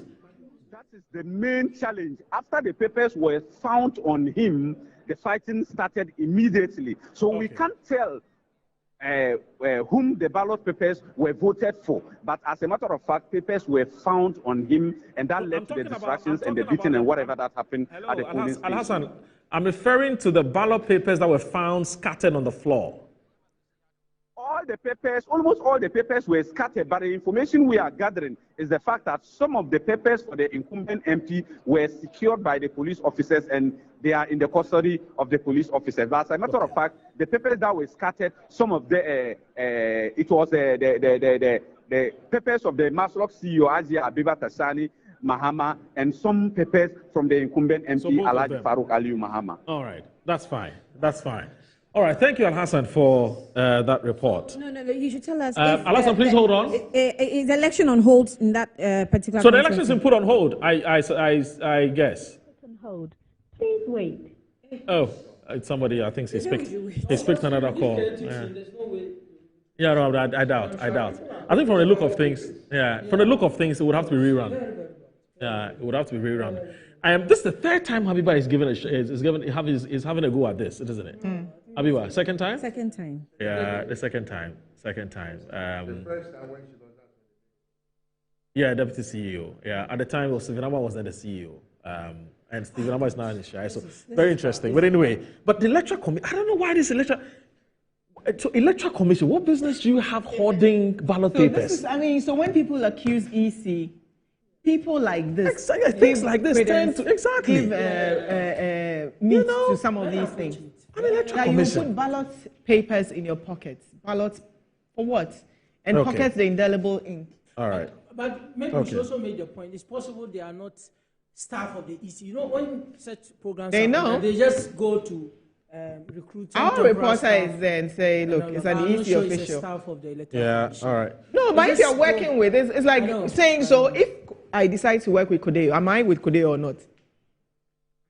On election day, I'm with Kodeo. So whether they recruited them for it, they are working as part of the EC officials assigned to the station. So they should be able to all these things, what caught my attention? See, we have about 5 police officers. Yeah, and one all young working. man trying to fight them, and they're trying to constrain him. Because no, but you don't even. He's going up against the police. But that is Yendi. I think again. He's not going up against the police. He's going against the state. Yes. Yeah. So here This are is why we have MPs, sitting MPs who have lost. We're walking through some of them. Oh. Bridget, please do us the honors. Yeah. I need Why don't my you do eye us the can't honors? see for my. Your guy is there. Who you're being?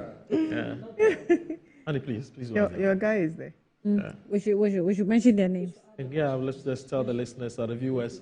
Oh, if they these can add the MPs who have constituencies retained. to yeah. Oh, there's no constituency. Yes, Yeah, that's we'll there's- play with so producers. let's wait for them to add the constituencies Yeah. before you come in. Yeah, So- yeah. Uh-huh. Sure of their constituency. Yeah. Anyway, so any surprises here? You know, still any surprises here and there? Edie? Well, the Yendi incidents, I'm quite surprising because as your reporter reported that they had finished sorting and they began counting. So I understand he said they were just about to finish counting that of the incumbent when the confusion broke. Very, very unfortunate, very condemnable scene. And I think the matter should be investigated. I want to believe with the chaotic scene we have seen, it doesn't look like the elections are still, the counting is proceeding. It does look like everything will have to be put on hold. Yeah. The results might be tainted. I'm not sure of what is happening currently because we've not had that update. But it doesn't look like the counting is proceeding. It's very, very unfortunate. And we expect the police to do the needful. Some arrests, some proper investigation, some arrests, because the culture of impunity that is creeping in our body politic is becoming too nauseating. Yeah. And it's about time the police did something to stem the tide. And probably some arrests and proper investigations. Yeah. It doesn't matter whose work is God. They should be able to clamp down on this thing. Very, very unfortunate. This is a party that really, one of the reasons why I belong to this party is because of our adherence to the principles of rule of law, good governance. And I think we should so some of these spectacles I think we should amend the law and make it again Very punitive. very punitive against persons who are working for sensitive offices like the Electoral Commission. Yeah. For example, an offense that has been committed like this, it should be treasonous. Criminal offense. It should be captured as a treasonous offense. Treason. Yes. Hey, Annie. So they also be No, because you are putting the nation. If you're upsetting Annie today, No, you are putting the nation at risk. Yeah, I agree. Imagine this one Yeah. running a national Nobody's election. seen it, yeah. And it's especially when it's first past the post, isn't it? Yeah. You know, No, we are too because of our nature. Because of our nature. that's the core. Because of when our those nature, are- we need to do something about our Let constitution. me ask all of us around this table: has there been any time that you got in trouble, that you call up a favor, and the favor got you out of that trouble? All of us. I had an issue. You see what I'm saying? I have an issue. I had an issue with threat, and I went to report it at the police, and they asked me to bring a written report. I did. Now, when I delivered it, they took record of it.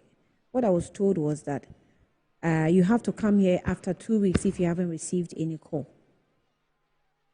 I've never, taken any case to the police before. I've never had any issue. You want to hear a worse one? Maybe. A worse one? So when I was told that come after 2 weeks if you don't hear any call, if you don't receive any call, I'm looking at the police officer. I said, okay. So I got said to him, 2 weeks. No, I've got a good one for you. And then he was like, oh, but I mean, if I say 2 weeks, it doesn't mean that it will go all the way up to 2 weeks. Yeah. Maybe So it might sorry, be 2 before days you- or 1 week. I'm thinking, Sorry, Annie, before you come in, as you can see in your shots, it's our Kumsin. The celebration and the jubilation has already started. She's won in that constituency. Congratulations to her. Yes, please go ahead. But I think that too, Global Info is in line with it. Oh, really? Yes, Global Info gave her 80%. 80%. Eric Kweku 1%. And Bernard 0% or something like that. Undisclosed was 8%, undecided was 12%, plus that will be about 20%. 20%. Yes, so I think how Akumsin falls in line with. So I was talking about this issue of threat. Yeah. And I'm told that I am being threatened. So as a matter of urgency, I have to go to the police quickly before I am, I find myself in some mess. The police gave me 2 weeks. 2 weeks. That if I don't hear from them in 2 weeks, I should come back to the police station. 2 weeks, that's a long time. Okay. As I stand here, I'm still counting the 2 weeks. All right. You think that's bad? You think that's bad? Okay. One of my staff members got her money stolen, and the camera caught the person. So we call the police, and they take them. I'm not going to mention the police station. We take this guy in. Yeah. So we take this guy in. Clear case, camera caught, she's stolen. About 3 days later, I asked my staff, so how is the case? So I had to let it go. I said, why?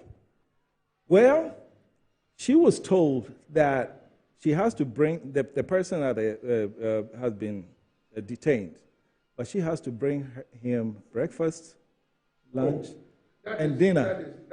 So you steal from me and they put you in jail, but I have to now bring you breakfast. It's been like that. And dinner, or otherwise they can't feed you.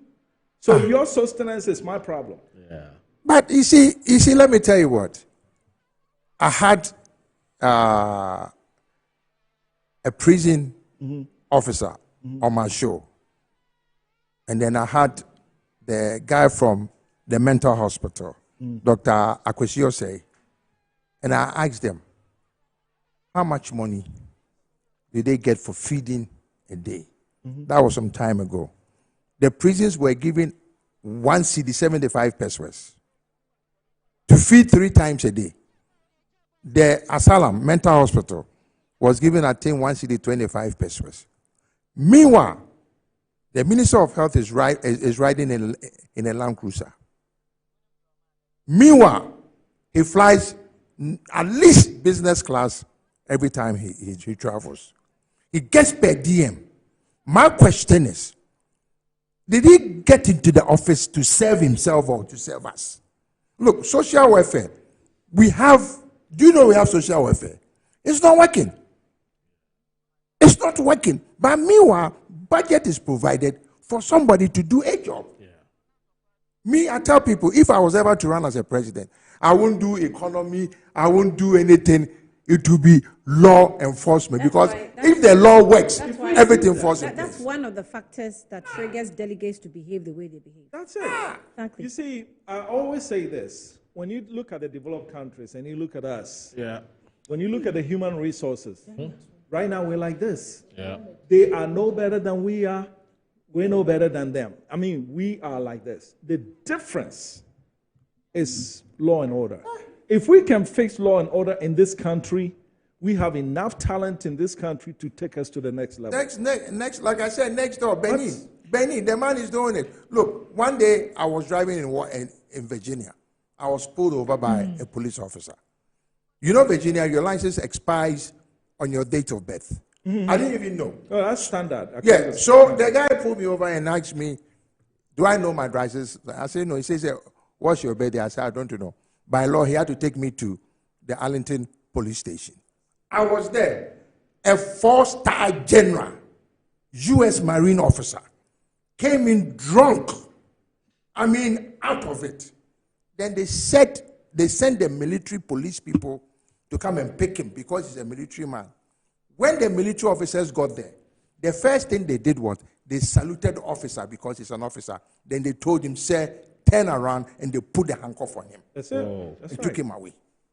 They don't care. I mean, they don't care. And people say, oh, Ghana, you know, that's mediocrity. Mediocrity. That's my problem. And we like it. And we condone it because everybody wants to take advantage. Look, the same person who will criticize a situation, when he gets there, either does the same or even does worse. Look at the appointees. People that you know. People that used to come to your office and ask you for money. Okay? People that did not even have a car. People that lived places that sometimes you don't even have to mention.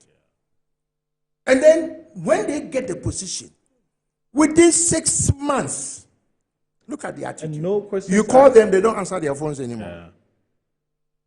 Levels, it doesn't make any sense.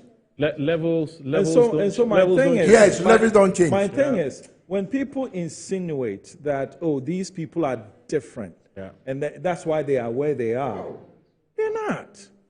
What's happening to Dome Kwabenya? It's one of the seats we're looking up to. We're getting some results, but we don't want to put it out there. We don't want to put it out there because it's not coming from our official source. But we have an idea what's happening in Dome Kwabenya. You know. Oh, we do. Yeah.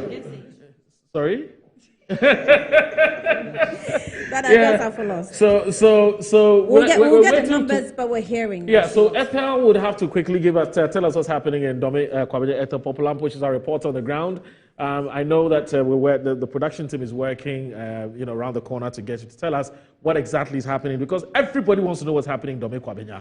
Dome Kwabenya is actually the biggest. I wonder why. I think it's the biggest constituency in the country. Yeah, it is.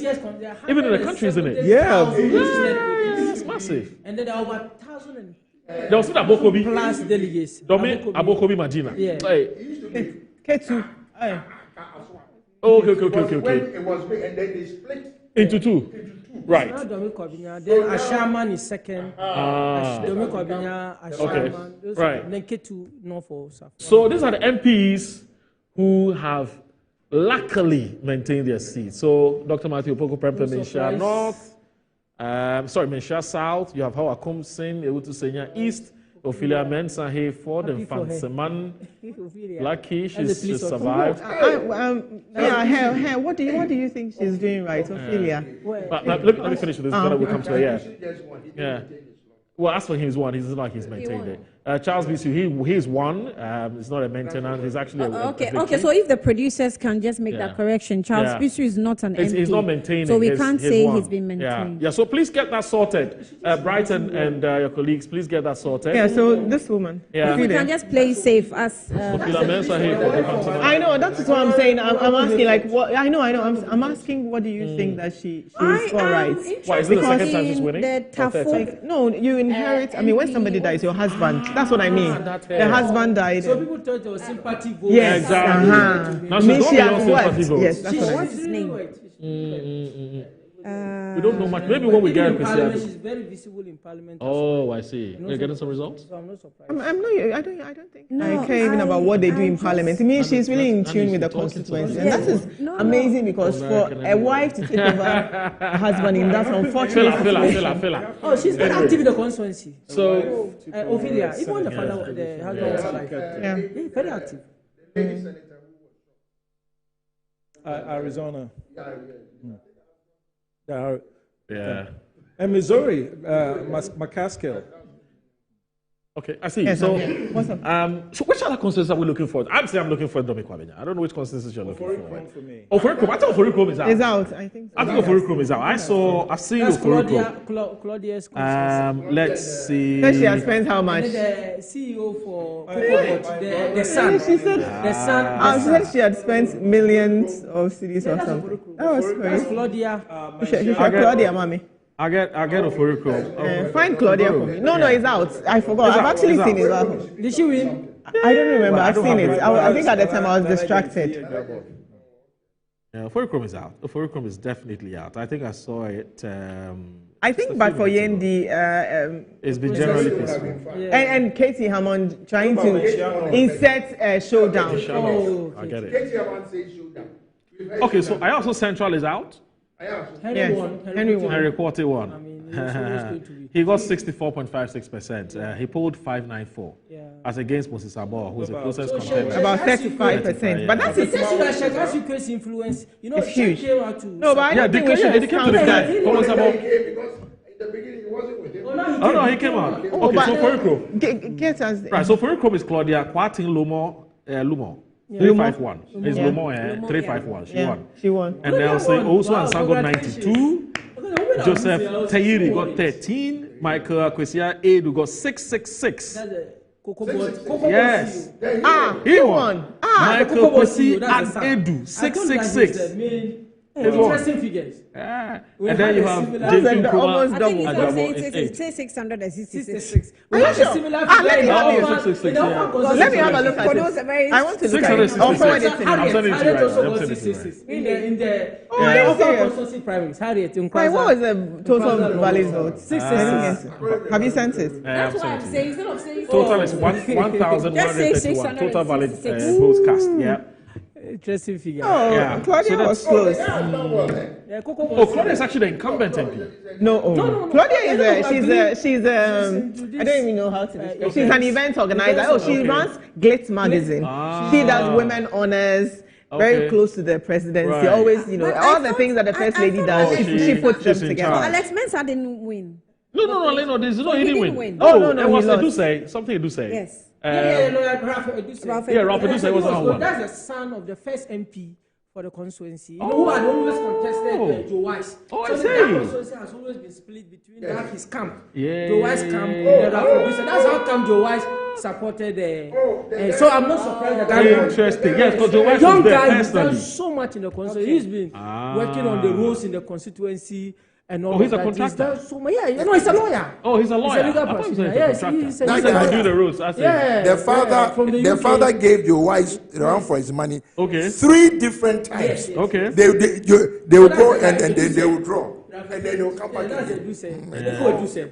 Yeah, so that's the. Oh, finally you won. Yes. Oh, this is interesting. Wage Agbawi. Yeah. Oh, Tina lost. Oh, you are aware? Yeah, of course. Tina's lost. Tina's lost. She knows she was Tina Mensah has lost. I'm not surprised. That answers his question. Can we have that? I mean, I think the production team needs to keep up with what is happening. Right. Yeah. Well, it's on our plan. The news plan. But Tina's lost actually. Jerry polled 786. And Tina polled 360. Moro, you have to mention the constituency, the candidate's full name, and then that's fine. So Wage Agbawi, thank you very much. Yeah. That's a more professional way of doing it. Thank you. So those at home, it's not for us. Absolutely. So Wage Agbawi, right? These are the EC certified results. Oh, wow. Now, total valid votes cast, 1,147. Spoiled, 1. Rejected, 3. Right? Tina, 361. Wow. Jerry, 781. That's more than half. It's more than double. This is a blowout. I'm not surprised. Jerry is in charge of one of the Costa He's the CEO, and he was our parliamentary candidate in the previous elections for Ablekuma South. So he's been around.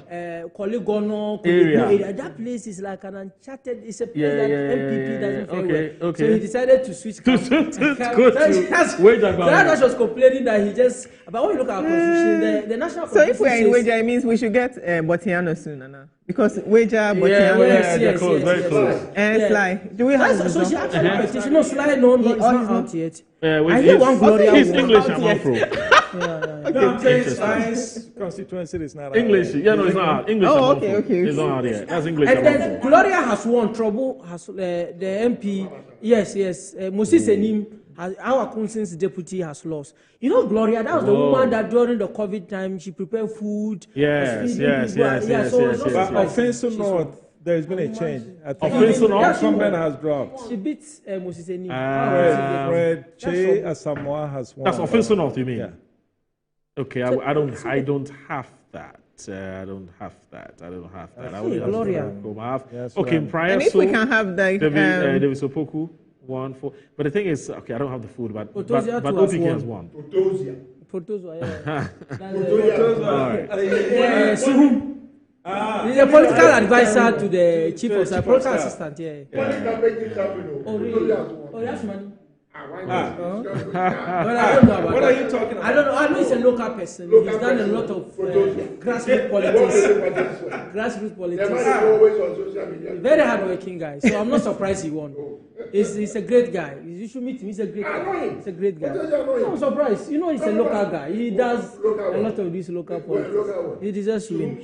So yeah. Oh, Oh, yeah, you are not following Zoom politics. I'm telling you, I'm very keen. Whatever I've been battling for the longest time. Yeah. And Brian Machampa. Yes. Yeah. Interesting. But he's done a lot there. I think he didn't have a hold on the course. Yeah, no. He's a Betifi. I said he was contesting at the Zoom constituency with. This time around? He was contesting with Opare Ansa some time ago. Okay. He was always beating him. Then he left to Abetifi. Okay. Yeah. Yeah. So the figures are not so wow. high. Are you picking up something that you want to share with us? No, Not yet. I just want to prompt producer. Okay, all right. So, in case you just joined us, this is Metro TV's coverage of the MPP's parliamentary elections, which has just ended. Counting in most places are done, and we've gotten some of the results. We don't have some of the other results, but we're still waiting. But I do know, as some of us here, that you are waiting for some specific constituencies. You want to know the outcome of the results. The only unfortunate constituency where there have been some skirmishes or some trouble is the Yendi constituency between Habib Ashani Mahama and Farouk Aliyu Mahama. Apparently because when the counting started, it got to a point where some persons whom were told allegedly are with the Habib Ashani Mahama camp decided to disrupt it for whatever reason. And so the police has had to come in, and the police is taking the Electoral Commission official who apparently had some of the ballot papers on him. One of the man, we don't know. But the man has, not allegedly, but he's so the police has actually whisked him. And everybody are with the other police station trying to sort it out. But clearly from what has happened in Yendi, it appears that there will be a rerun. There's got to be a rerun because this is totally unacceptable. But KT Hammond is also one. Yeah, you saw him there threatening people and all, but he's one. Yeah, never mind the fact that he's threatening. I don't know whether he's going to beat up the guy who says he's beating him in terms of the votes, but I don't know whether he's going to beat him physically assaulting. That we don't know. Yeah. But anyway, so this is your election central. We're supposed to take a break. When we come back, hopefully by that time we'll have gotten some results. So stay tuned. Don't go anywhere. Oh, this is where the action is. Election Central.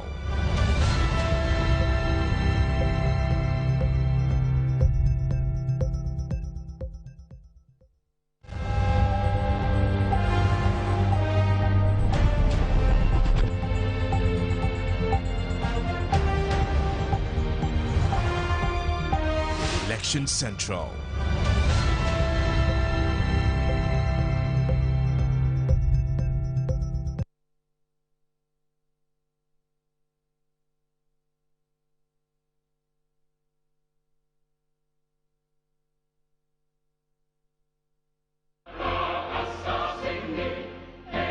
Mene kwaku owusu ajay pato abrasamadu katawire woso brobo mensa kwaku abridi abrada sumaya echimpani echimofra ere agene be kasa problem e wo nyina ne say yetimi wu say problem wo manum na ye problems ne nkonfo de ye business enti da bia kwan on person ye ne say on person problems ne ka ho na ma wadwen nya o say ye betena be keka nsam e be ma otirimu aye ode de hia be bo my Ghana ho nkomo ene e ba bedie ya bre obi aba no aba be kan de obi aba no aba be kan de ere de nya sa de be ni bi o ye ni abre ya be kan se de sitie bia ama what ne se de sitie me kura de mi nanka de send the bluetooth bia ma obroni be say no matter whose ox is god ya be kan ho asem de be de efri ewia no mi no kopum se be bono nsia agene kasa on original 91.9 FM aha ye nyansa fi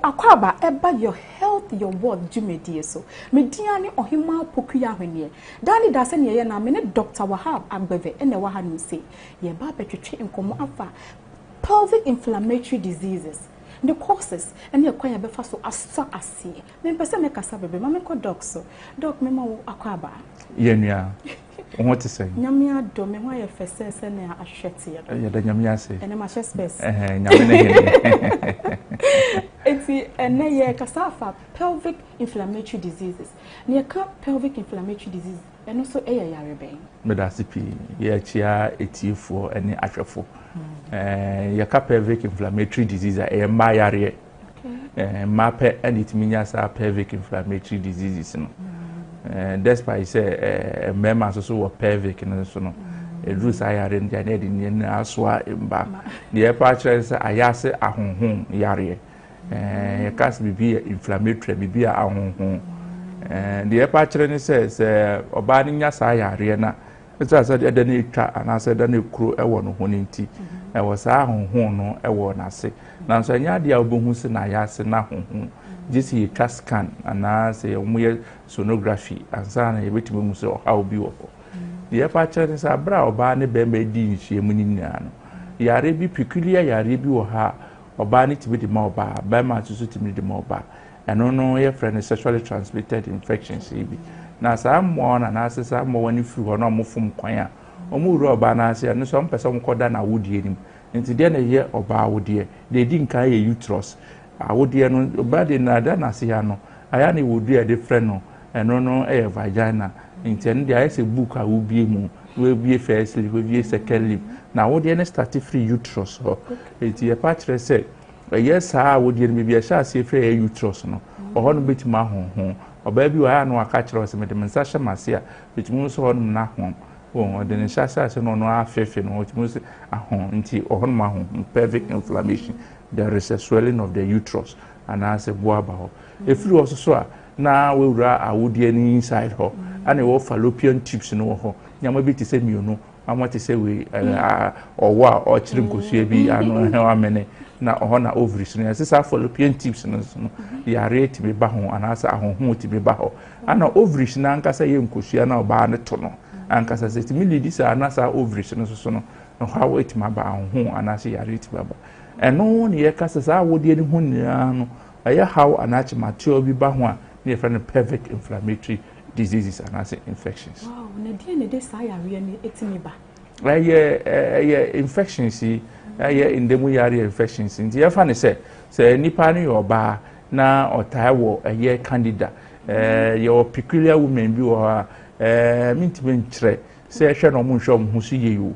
Dear no one custom when and call a Munipediano who see you. Say, dear by the potio, mintimint tre, dear money banisa. Into so some more one as a candida, no. I am more be it me free same moon. Na one shan who ye obey mania perfect information. Maybe you want to waiting ya really be pain. And man, so you're fatting, waiting ya really to say babasu pain, syphilis pain, chlamydia pain, crab pain. Names are ya really women, a timima or how they ban with TB pain. So on Rankasa one thing cantem and as we're winning Temitim and I asked in home and I said, a crew and I say, it me by Babada woody any more. And Namsa peculiar issues and also urinary tract infections. Don't say urine and also I started through kidney in Safo. Now, as I say, urine is a waste in Ancasanity. I'm sure na bacteria visual and namsa infections and as urinary mbowebia a worse urine as a fan. One say, oh, Johnson, a Johnson, Chano, Edasoro, and one Edasoro, your buy Dasoro, and assessor so that's in tea. So, no, so on time, horror, who ye na maybe sugar be woman as for bacteria negu asesa no nso adwonso na bi apeti egu ase apeti asesa ne e ko ba mu e wa ase o ntenam so na sa mbo so afa we na makoro awudi ni ma na moko ntini na ye sa hawi nti ahuni dipa e ya de ehu hia e de ma mba pa Mame, say we who say simple squat, I want to mean squatty. I didn't tell and say womb badging. Boss, my future come yao, and it's in a mean to me badging on to Asuno, and no crying to my shrimp ejuma. The Wotongo Yaria and on yon with you. What the Agbebeton can. The daughter Tafia, Essa, if we come moyao, will be an enomato, and a cuckoo. One more Agbebe fever. Essa malaria, the fever, no honam yao eba.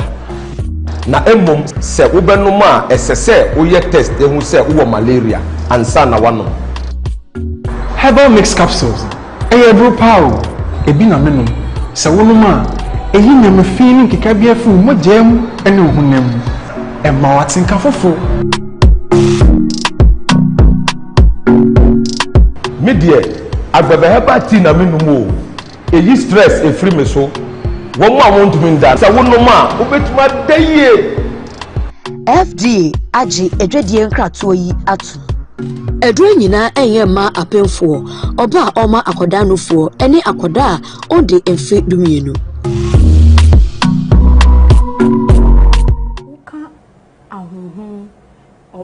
wase ben ho ase yare na ya yesa ade bi dangerous bi dangerous ana yare de kutu awie ni ho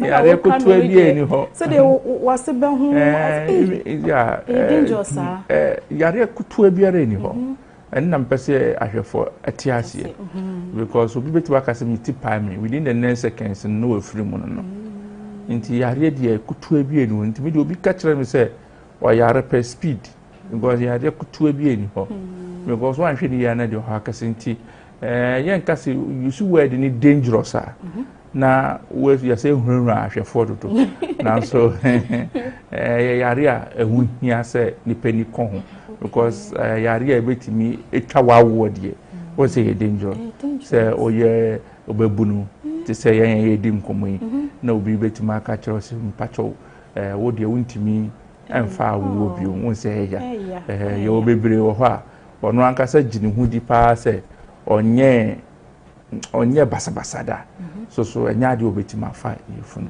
won say nipa no ho ade bi obesu de bi obedi yaw nti yare de kutu biara ni any age limit o your ba once we start ye bra we start ibu nsade you fall within that group ayemba yare nti be fa say oba bi we start ye bra eko biara can fall within that situation ti kwan ba so na betimi aso sa yare ya no huni dipa nipa de send you so hwe wase wo hwe wase pa especially man no ma church mu say dot no ahwe and also ukra ho you guard your chastity what is a chastity also to be born ho ban say enye obi akeke na be ma no ho kwan amande have enye football park na he afre we small post in a big post over afre big post in small post over maybe an auto yare the mouth you have to protect yourself and also do when we call now shena junso idea impie idea it's not bad so be fenshu we call yare ha no fenshu kura and also call Johnson so no fenshu kura o ate water closet no so na shena Johnson no impie ya na de bi ahoro kama said if you tie ahoro wase any issue bacteria in time baho I think say do be near discuss about that because that area no enye drobia to clean the area the only drug you need is water and it's all your bar tell you issue intimidate ahoro wase you don't need any feminine product to make your under hygiene na saying drobia abebeya meme your bar antina make am ye say be ma bi obi no nim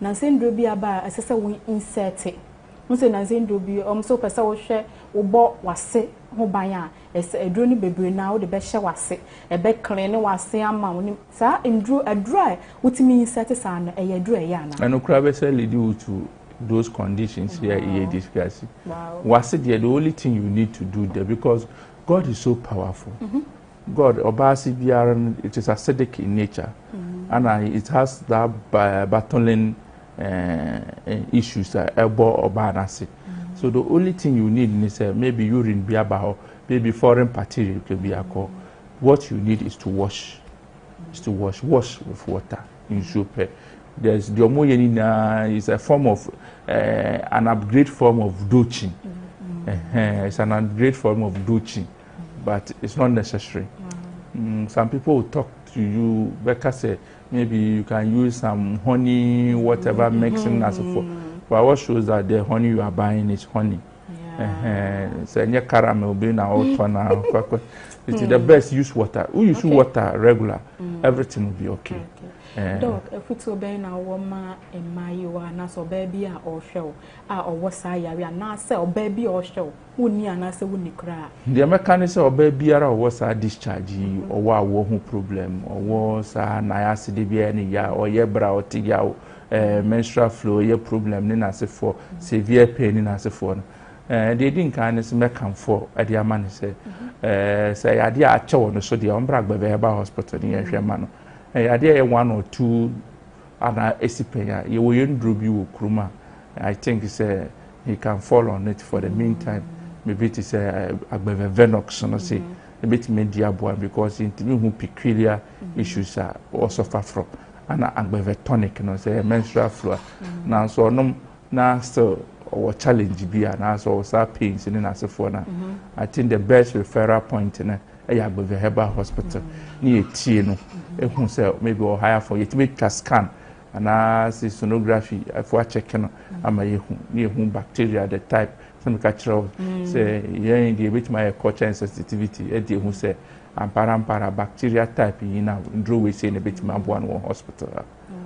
Doctor, so be pewasio ya himfa enobe. Bitimia culture or more much in our camera. But as CP, Above Hospital, you also tomb last up. Maybe Biara or she in free and as tea. Yeah, so I can say I will Accra so too. Ufaka is carnation or Doko La Paz, question mark of Uncle Barrier. Ubenya so too, Ufa so too, catch a driver and so too last stop. Yeah, so too last stop at the age of 24/7. Biara baby Biara yet jum, Yankasa diagnosis, and as Yakasa team, I show your doctor for Kukudam penny for any Kukudam for her so bit mashona with me sacrogen. Mr. Agbaveba Hospital, see Kumase. Obi biara otibinka wo adjuso na chi afa Kumasi ka ne si wo kwamo wona wo Kumasi fie ni na asefo mfa adjuso ka no so musi wo kwamo osi wo kwamo a oho ane ye wo Agbaveba Hospital ye wo so utwum last stop sabebe pe ana Agbaveba Hospital ye wo Tamale zo ayer total filling station ni chipe Agbaveba Hospital ye wo eye ho ye ni police training depot no na di nshi so junction oho ane ye wo de biara ye adwuma Mr. Numbers are a good screen as no, but must be a fa, ne fre, na ye no ndim komo, na nchechrim bi wo so eti ma chirechiro mo. Mr. Opi, Shannon so say, nipa de seni die, wan kasa na obebo ho ban, wan bo ho ban die, obi biara nti bo ho ban ma.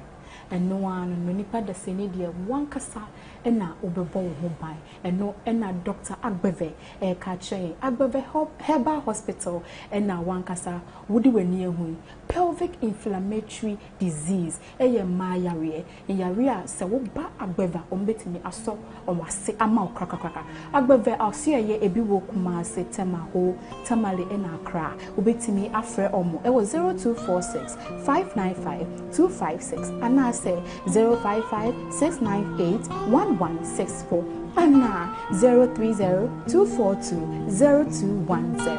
Mediane ohima pokria hene. Menam di dwumadi etia. Ye be san hie bi.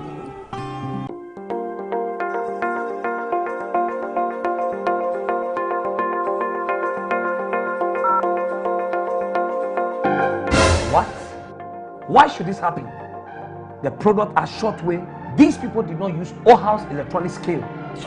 O-House is the leading name in digital electronic scales, tried and trusted in all industrial and domestic settings. O-House electronic scales are used in leading organizations like FedEx, the Cocoa Marketing Company, Goil Gas Filling Station, Kinafama, and a whole lot more. For inquiries, contact Anasco Engineering Services, opposite Starwing Company Limited, South Industrial Area, Accra. Anasco Engineering Services, the leading name in weighing technology.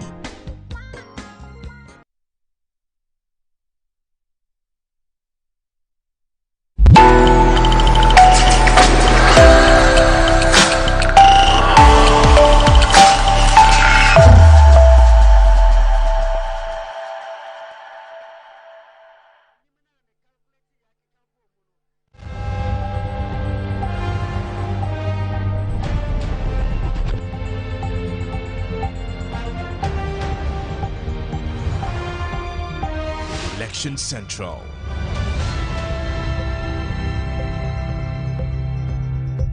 To congratulate you, because that's what is expected of all contestants in there. The contest is over. The delegates have spoken. It is time for us to join forces to do the work of the MPP in this constituency. So I'm welcoming him to join our campaign so that we can forge ahead in unity and retain the seat for the NP. Well, the next one is...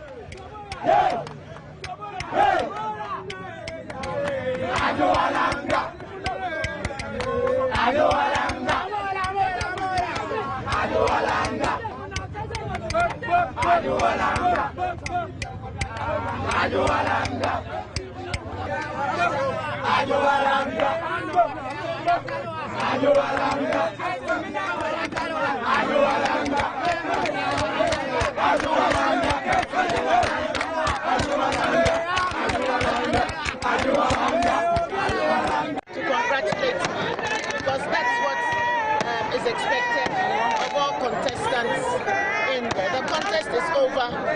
The delegates have spoken. It is time for us to join forces to do the work of the MPP in this constituency. So I'm welcoming him to join our campaign so that we can forge ahead in unity and retain the seat for the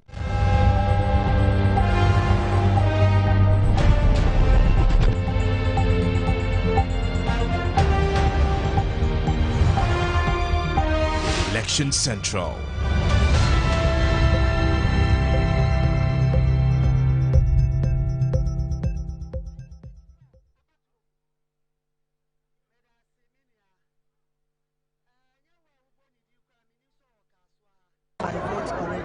I did that around 7:20 something, and I've been in the compound here.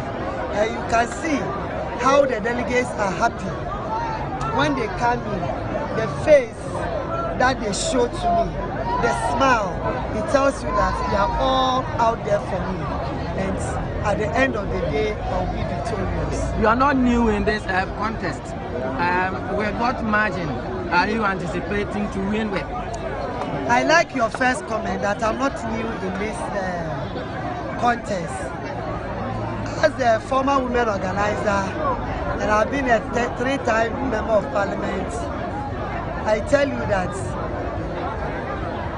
by the close of day, we have close to 1,500 delegates. I will not be shy and I will not be afraid to tell you that by close of day, I will be obtaining around 1,400 votes. Okay, that is over 90, 97, 90%. Yes. Okay. Yes, because that's the assurance they have given me. And when you see their face, you know that they are giving me that margin. We are just in the early hours of voting, and we are learning that there's a media reportage that we are distributing cash of 3,000 Ghana cedis.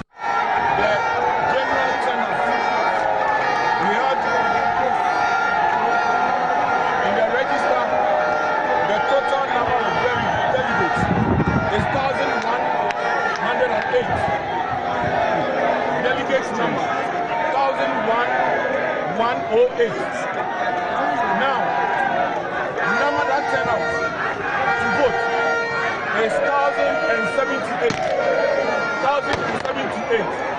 So in percentage terms, it is 97.2%. Now, let's take the votes obtained by each of these candidates. Candidate number 1, Osla Gifty Ousu Ekufi, had 817 votes. Candidate number 2, Ronnie Kwesi Nuko, had 241.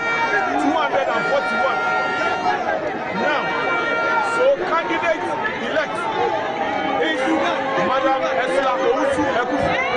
If she's here, please.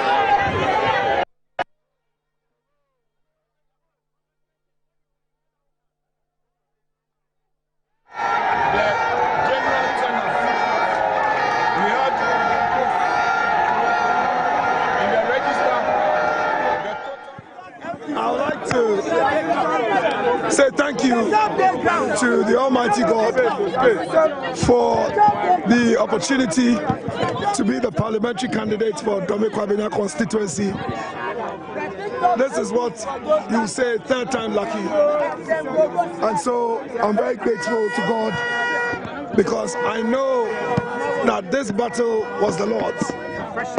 Most importantly, I want to say thank you to the delegates of Dome Kwabena for voting for me resoundingly over 1,190 votes. That's a big margin from 1,800 delegates.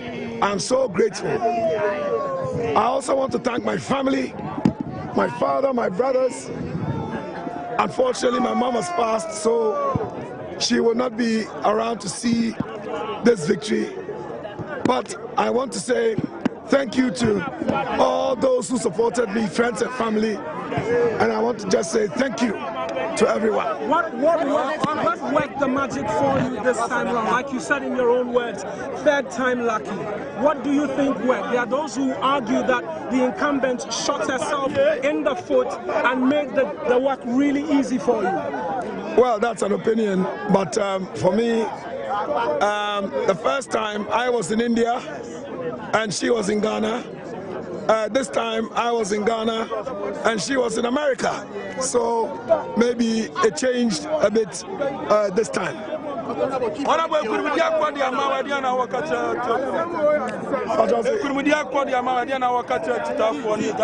in Kunimdia, the Medina, Asha Yankopon sa, Minister Yankopon, a boame, a mammy Winnie Abbey, into Yoa, Metawasi.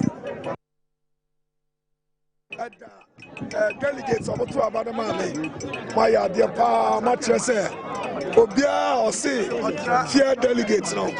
And now the Papa, it is no more fear delegates, it is trust delegates. Now, me yes, I'm a bush for my Papa and my brothers, with the Mulina for the support. I'm also a mommy. Now, my mammy saw the social media. And I mean, found the currency. And he said, Otiasia, Anka, Nini, Ebajipa. What Madudu are winning, can I say, both election with Ma. Sam Madudu, a show cry our general election. Oh, yes, I mean, this election, I mean, we need by votes. What are the women no votes? It doesn't come even to half mine. It's me Daniel Pass. Me Daniel Pass said, "Bibi ako ye." Okay, yeah, it's okay. It's okay. Thank you.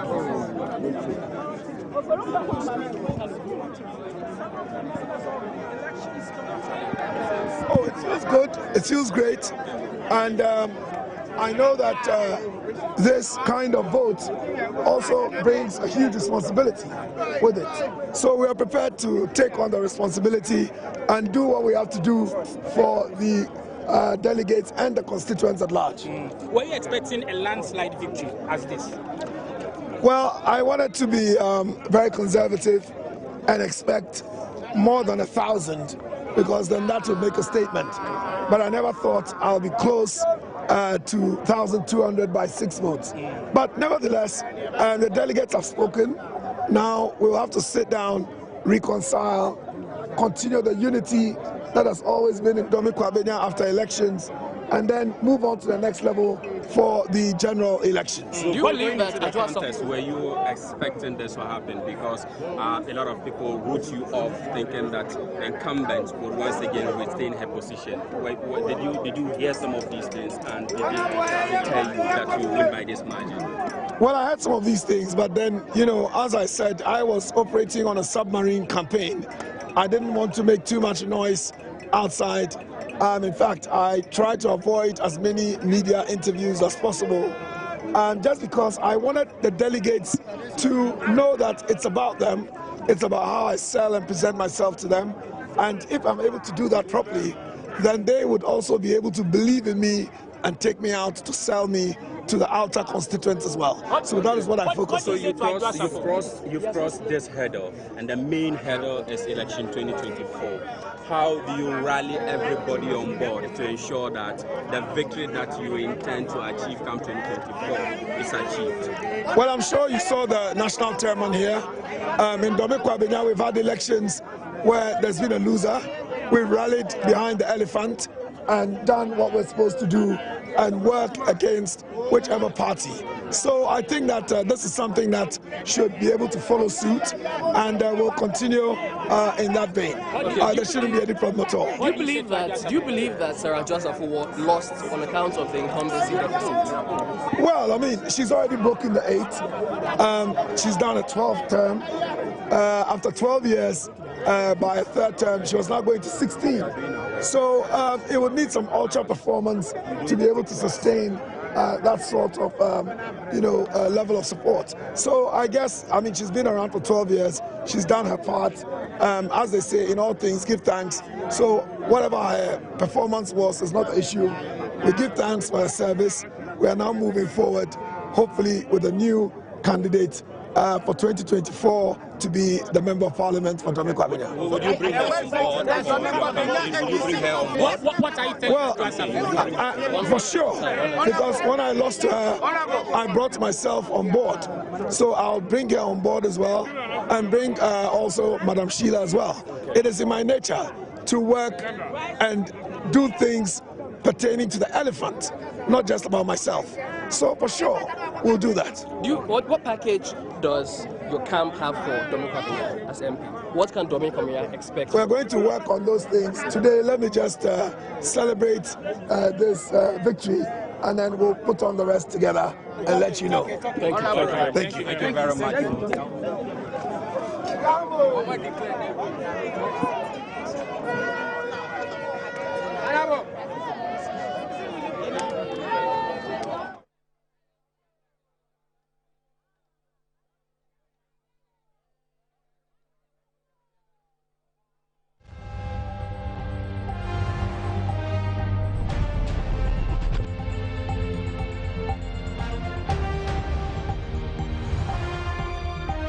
Election Central.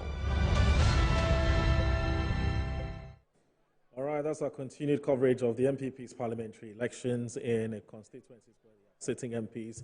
Very, very fascinating results, very interesting, some shocking results as well as they have come through. And in your shot earlier was the Domikwabenya constituency, where Mr. Michael Kwe Jr., who is the Chief Executive Officer of the Free Zones Authority, is actually beat the 3rd time MP for that constituency, Sarah Safo, who's the former Minister for Gender and Children and Social Protection. He's been telling us why he believes he was the man that was chosen by the delegates of that particular constituency. There have been some other results as well, but there's quite a number of them. But what we intend to do is that we will run you through some of those results. But so for now, I would, I'd say we, because my colleagues are still here, Annie Ampofu and Bridget, who are still here. We're going to be running you through some new faces or new entrants onto the scene or the political scene. So Kiki and Bright, if the materials are ready, please let's go and walk our viewers through some of the new faces that we're likely or potentially would see in Parliament. Of course, if it's Ashanti region, it's almost a foregone conclusion that the person would win. But if it's outside Ashanti and some other key or traditional strongholds of the MPP, then you'd say they would have to slug it out in 2024. Yes, there's something you want to say, Bridget? So that's what it is. Now, the Domikwabenya, sorry, I was just looking for the Domikwabenya results when we're told to go on. So, Bridget, I beg you, if you have a yes, please share with the public. Yes. And also, if you have Tina Mensah's place is Wejagbawe. Yeah, I think we've done that already. We're waiting for Tano North, isn't it? Where Dr. Gideon Bwako, who is the technical assistant to the running the flag bearer of the MPP and the vice president.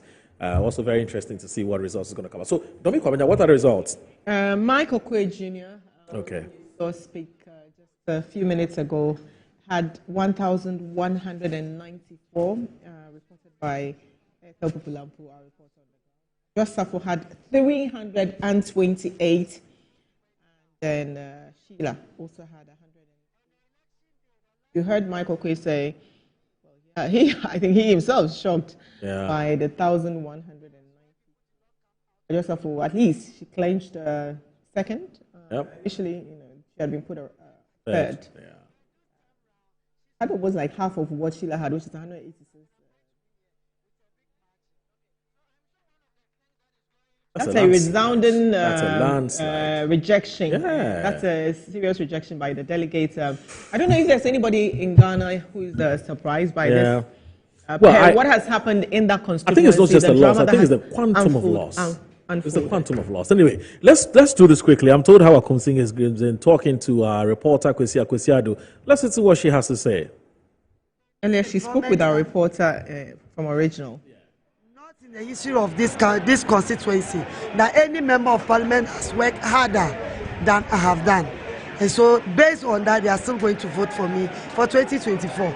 But when you go to all the sectors, talk about education, talk about health, talk about security, roads, jobs, I mean all this, I have my handwriting there. And the people who attest to that fact. And based on this, they are still going to vote for me. They have the confidence that when I win again, I'll still bring more development, and children and the youth will still have jobs to work. Okay. So this will be the final one. The GJA announced for the press in Ghana here to give you a blackout following an incident in Cape Coast. I haven't heard you speak about that issue. Tell us your side of the story. What happened? Are you responsible for the act that is being laid at your doorstep? Well, I'm sorry to respond to the GJA here. I've planned to respond to him after my election. The time the announcement came, I was in the heat of my campaign. So I promised that after this, I would go and respond to him. But if you have asked, let me say it in a brief. Now, that incident that happened in Cape Coast, I wasn't aware.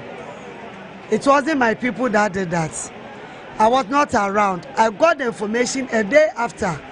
And even that day after my vetting, the media around interviewed me. I granted the interview. Nobody asked me about this issue. So I was surprised the Friday when it was all over on air. And the DJA, I thought he knew better than I do. Being a president, I thought his people had confidence in him. And maybe he's a very knowledgeable person. So he would have done his homework before coming out to blacklist me. He didn't do any investigation. No investigation has proved that the person that was beaten by my people. He promised to send me the footage. Up to now, he has not sent me any footage. And that is the tangent I'm going to fight him now. What I want to tell him now is he should come out and tell me his outcome of his investigation with evidence that he has, or he should apologize to me. If not, we'll meet at court. That's all that I have. Okay, so this has been Madam Mavis Hawakumsin, the incumbent member of parliament for the Yawutu Senya East constituency. She has promised to once again deliver victory for the New Patriotic Party in the 2024 parliamentary elections. And so from the Yawutu Senya East constituency, I am Kwesi Ado for Metro News.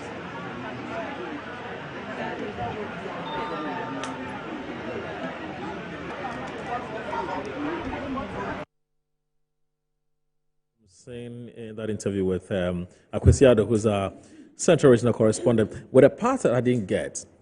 What was it that she said she would take it to court if the person doesn't provide some? She thinks that the GJA president. Video. Oh, so there's a media the blackout. Yeah. So we are not supposed to even interview her. Yeah. So and in a way, I feel like even as a station, it's like we have betrayed the GJA. Right. Because if GJA says that look, attacks on journalists needs to stop. And we need to stop by blocking. So whatever investigation that has to be done must be done, even if it's on our blind side, it must be done. But we must, at the very least, respect what the GJA said and give her media blackout, because the more publicity you're giving her, the more her message is going out. She claimed that, again, the GJA has refused to show her the video to prove that indeed it's her people. I mean, She has a point there, but I feel like she's belaboring the point. How are we supposed to point every single member in or thug in her camp? How are we supposed to? She's not putting that responsibility on us. She said she should be shown the video so she can identify the people. Of the incident. No, she said to prove that the person is from her. Yes. Okay. Right. Your microphone. Yes. Yeah. So what she's saying is that the DJ president told her. Yes. She actually spoke on phone. Yes. And he informed her that they have evidence, videos to prove that her bodyguards attacked the journalist. Then she asked him to send those videos to her. Until now, he has not sent the videos. But if you listen to what he said, the press conference. Do you remember what happened when the gunshots and stuff were also fired in the constituency? The same narrative. No, she has a penchant for professional association. No, so I'm asking. No, I'm just saying that for her to say that it's not the first time I'm hearing a thing like that. She has a penchant for feigning ignorance. Yes. Oh, come on. No, she's not. I'm not. I'm saying feigning. It means she's very much aware of what is happening, but she things to pretend like, I don't know what's happening, I'm not aware, show me, prove to me. That's belaboring the point. First, you have to acknowledge that attacks on journalists are wrong. That acknowledgement will lend some seriousness, will prove to us that, look, you actually care about it, but to dismiss it completely and not acknowledge it sends a really strong, bad message, especially when a constituency where you yourself, right, the same constituency, gunshots, in previous elections. I mean, it's a thing that GJ has taken serious. That look, if we don't take time, it will develop into something else. But I'm not sure she hasn't condemned the act because I heard her on another platform. She hasn't condemned the act. She hasn't but condemned the point it. is that the For what GJ was very emphatic. She hasn't condemned it. She just said something now. She said the GJ should apologize to her. If not, she will take it to court. You see someone who is apologetic. No, the GJA president actually crucified her without even listening to her. Because I heard him on Asempa yesterday. He said you had not spoken to her. At That's the okay. time, You see, so no, but you don't do that. Natural justice. Have you seen a video of me under attack by the police? And the IGP issued a statement to say they haven't seen anything, that nobody was attacked during the Occupy Jolobi House. It's the same thing she's doing. You see, as a leader, she has a point to demand or a right to demand that. Well, let me see the video so I can have a see. He hasn't seen that. That's one point. But having heard that a journalist has been abused by one of your people as an allegation, as a leader, I expect her to first of all say, well, it's unfortunate. Let me see that from your demeanor. You even feel bad for whoever was attacked, regardless who did the attack. Do you get my point? But she didn't, just from the video we watched from our reporter, she doesn't look like someone who is... But I heard her on that. She actually condemned the act. Yesterday she was on OB show. She did condemn the act. Maybe not in this video. Okay. So she condemned. So her issue is that the GJ has not given her natural justice. Someone who's just condemned an accent just yesterday. Yes. Today, apologize to me too. No, but if you listen to what the GJ president said about her, I mean, come on. But that is coming from a constituency. Is it? But do you blame the GJ? It's not coming from a constituency. A constituency and a person who is constantly like shrouded in violence or acts of disruption. She's created that image for herself. As we mentioned, we talk about Katie Hammond Kennedy Japan. She's like the female version of them. I don't know about that. But let me ask you, let me play the devil's advocate here. No, it's fine. Go ahead. How do we know for a fact that the guys who attacked the journalist are actually persons, first of all, associated with Hawa Kumsin? And then two, how do we know, even if they were associated with Hawa Kumsin, whether she's sanctioned? I want to know. Let me play the devil's advocate. How do we know that? Especially because when I heard the DJ attempt to answer... so I asked him, sorry for cutting you, I beg you. Because, I asked him that same question because I interviewed him on Newsnight. And he said, so for him, it's not personal. It's not about how I come saying. What he's saying is that, for now, he doesn't feel that journalists would feel safe doing stories of how I come saying because of what has happened. So until and unless the perpetrators are arrested and she actually collaborates with the police for those people to be arrested and punished, the journalist should stay out or should stay off reporting anything about how I come saying. Here's the thing.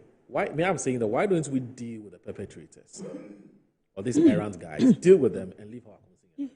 why do we want to rope in Hawa Kumse? Knowing that there's no... Unless, of course, we have evidence that actually she was the one behind what has happened. That evidence... It is also not far-fetched, like you said. Who went to court to free their... Yes. Deal with the specific. There is no precedent. There's precedent. I have to go there. Okay, so with this. No, but that's especially this is. So she has to change that narrative. I mean, one time is gun. So I'm staying in her constituency. I'm not going to bring the Jeshua with Bibi Kakrebi. One time it is gun. One time it is this. It is one too many. We should not wait for another Ahmed Swale before we say, oh, we should have done something. No, I support the GJA action. Journalists need a lot more protection. We are in this country. There are video evidence of a BBC reporter being arrested. There is an official statement from the police to say it was not so. That they didn't arrest any BBC officialdom, that thing they use it to lie. So I'm not going to look at her and say, oh, I want to say, and so because of that I should believe it. No, there are way too many examples to the opposite. But the due process of the law, honestly, my difficulty is that there's nothing like vicarious liability when it comes to crime. So if somebody has done something, regardless of the relationship between her and then the so-called supporters of hers, you cannot conclude that she has sent them until there's that evidence, because there's no vicarious liability in her. That is really my matter. The GJA president went too far. I mean, the things he said, I mean, you can't even repeat that. And I think that's unfortunate. Okay. All right, so that's what Hawa Kumsing was actually referring to. So here we go. So are there any constituencies that are yet? Because now we've looked apart at... From Yendi is done. Yeah, Yendi, yeah. Almost. Yeah, but we'll still have to follow and see what happens. What has happened to what the police... Are they counting? The Yendi. Yendi. They are at the police station. Oh, sorry, down. No, they are at the police station. We know Esla Kufu's constituency of Lakemore West is out. Also Central is out. We've also seen Bantama. What's the results? What's the results in Bantama? Oh, he won. You know the results in Bantama? Yeah. Asensu won massively. Specific results. Okay. Bantama, right. yeah, Asensu. So here's some of the new faces. That's Kofi Capito's friend, Protozwa. I'm told this guy. Protozwa. I think we didn't spell the Protozwa correctly. If we can check that, please. It's Protozwa, not Protozwa. Yeah, Francesco. Yeah, so producers, kindly let's look at that. Clerical errors. Yeah, there's an omission of an O or something. Yeah. All right. Dr. Kingsley Kobina is the Fantiakwa North. Is it the guy in charge of national? Dr. Kingsley Ajuma? Yes, Kingsley Ajuma. National. Yes. Scholarship Secretary. Oh, Scholarship Secretary. Yes. That's Atachia's constituency. Atachia's constituency. He's not seeking re-election. I thought that was Ibuakwa South. Yeah, so that's Ibuakwa South here. Oh. That's Kingsley Ajuma's constituency. Okay. And then, thank you very much, Annie. Annie's just gifted me something. I'm not going to show you, but she's gifted me something. Kodia has won. Kodia is the former... Anyway, that's Kwame Appiah Kodia. Yeah, that's the regional organizer, immediate past regional organizer of which Eastern region. Oh, for Eastern region? For Eastern region, yeah. Oh, he's now MP. Yeah. Interesting. MP. That's Fantiakwa. And then you have Godfred Ni Anewu. Is Asin Central. Oh, Asin Central is where Kennedy Japon is the MP, current MP, but he's not going again. So this guy has won that constituency. Wow. Oh, okay. That's it. Godfred Inti Amewu. Is it Amewu or Anewu? Amewu?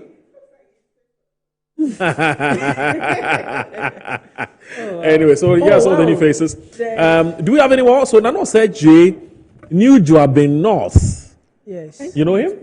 Nana Oseo J. Yes. No. And then there's Lawrence J. Janim. If Exim Bank CEO. Yes. Oh. So for him, it's not surprising. Okay. Why do you say so? No, he was going to win. I mean, why? Really? Yeah, he was a parliamentary candidate some time ago. Okay, in the same constituency? That's a central region. That's Chuma Iman Lower.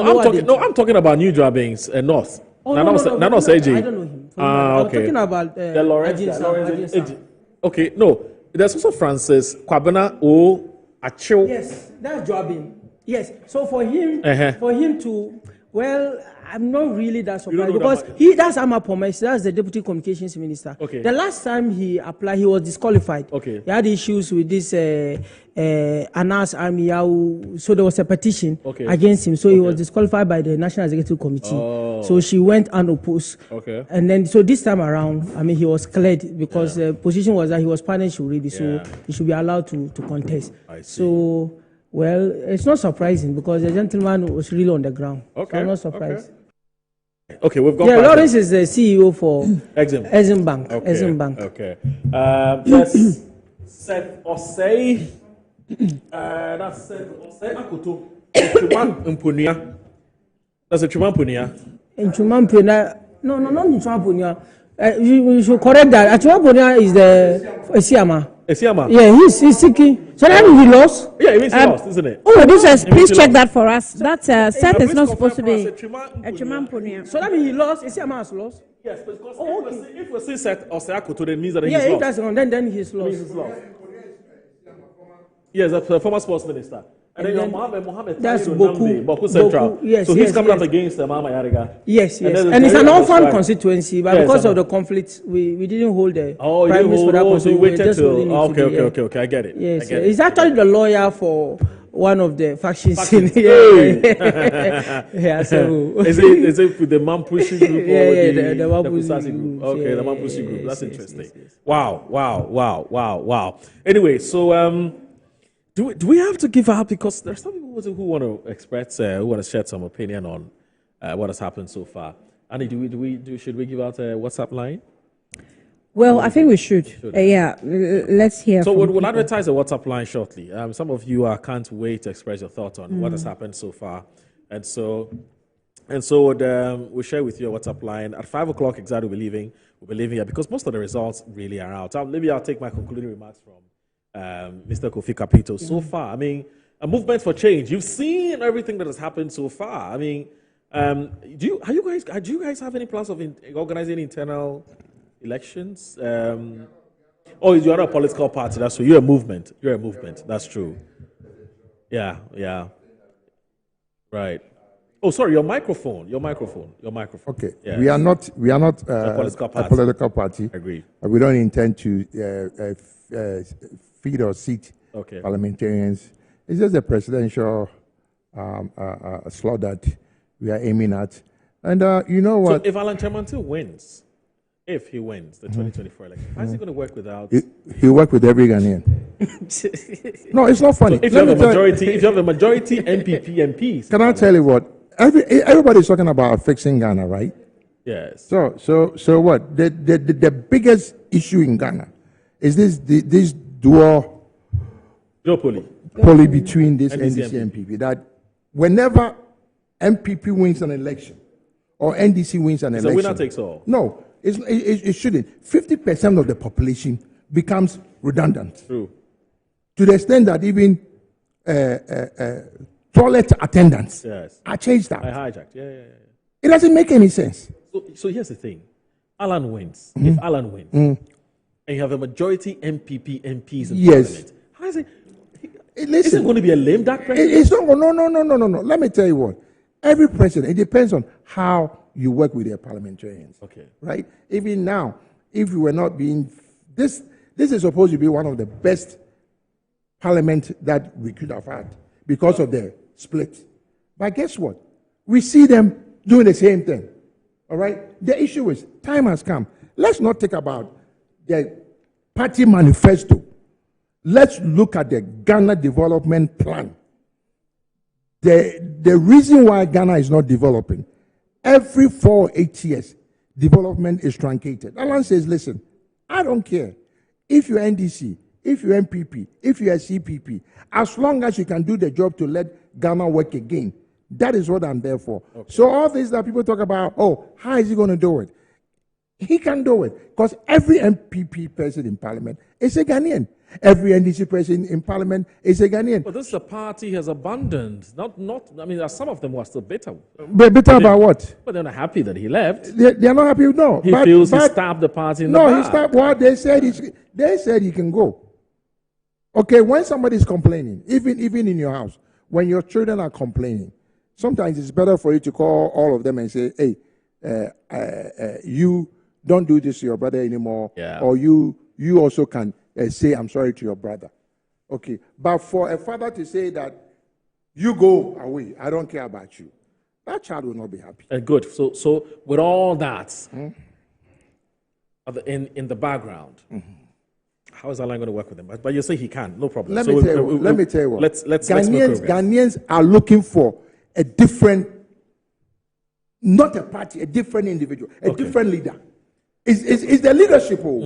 If you have a strong leader, a leader that will hold everybody accountable, a leader that will tell you that regardless whether if you're my party or my friend or my brother, I will deal with you. Let the law deal with that person.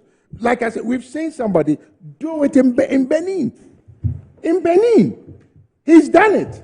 So why can't we do it in Ghana? Look, I always pray that people talk about, let's assume, and this is what I say, President John Mahama, assuming he wins the election, I think he needs to redeem himself. He needs to redeem himself that, you know what, yes, maybe the first 4 years that I came, I didn't understand the game. But let's what? I'm going to let Ghana work. It doesn't matter whether you're MPP. So what stops John Mahama or Nanado calling an expert from NDC or calling an expert from MPP that you are the best person for the job? Isn't it the reason why you came to power is Ghana? Did you come to develop your party? Or you came to develop Ghana? But that person didn't wish that you come to power. No, it doesn't matter. Yeah. Listen, it's only. We're still positioned. I beg. It's only this part of the world that. Yes. I just want to interrupt a little and say good afternoon to Honorable Patrick Boama. Oh, you because you were heated up too much. Good. So I want to calm you down. Good. I mean, he actually went unopposed. Good. Yes, and I remember you said you can understand why. It makes sense. No, I don't know what are you trying to do. Don't mind. You know what is? You know sometimes when you sit on TV, absolute peace of mind. No, when you sit on TV and you greet a lot, it helps. It helps. Yeah, so I have to greet. Who else you want to greet? Oh, I'll teach you. Help those ways. Can we call either Farouk, Ali, Obama, or Habiba to tell us what's happening? But before we do that, the two of them. National Economic Forum, what's happening? Somebody just sent me this flyer. It says Movement for Change. Ghana will rise again. National Economic Summit, building non-partisan consensus. The theme is building non-partisan consensus for a national economic development plan. Yeah, just when you landed on that. My point precisely. And apparently it's happening at Movenpick. I think Friday. Yeah. We're supposed to launch some initiative to let Ghanaians understand that. Listen, it doesn't matter which party you belong to. It doesn't matter where you are from. As long as you are Ghanaian, you are welcome in the movement for change. The movement for change is not just a party thing. Look, let me tell you what. I'm with the movement for change. Our friends in NDC, our friends in MPP. Does that mean that if movement for change comes to the power, I'll stop talking to them? Abu Jinapo and John Jinapo. Okay, this man, the former MP for Medina.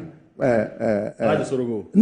The NPP. You mean Boniface? Boniface. He said something that was. He said, "Listen, I'm not in opposition. He'll never be hungry. Yeah, because my brother is who? Yeah, Baba Kamara. Baba Kamara. So how eat? How eat? We should stop lying to people, and that is what the politicians are doing. We are all one people, one nation. The question is, so I'm moving for change. If this my brother. Let's say movement for change comes to the power. Yes. And he needs something.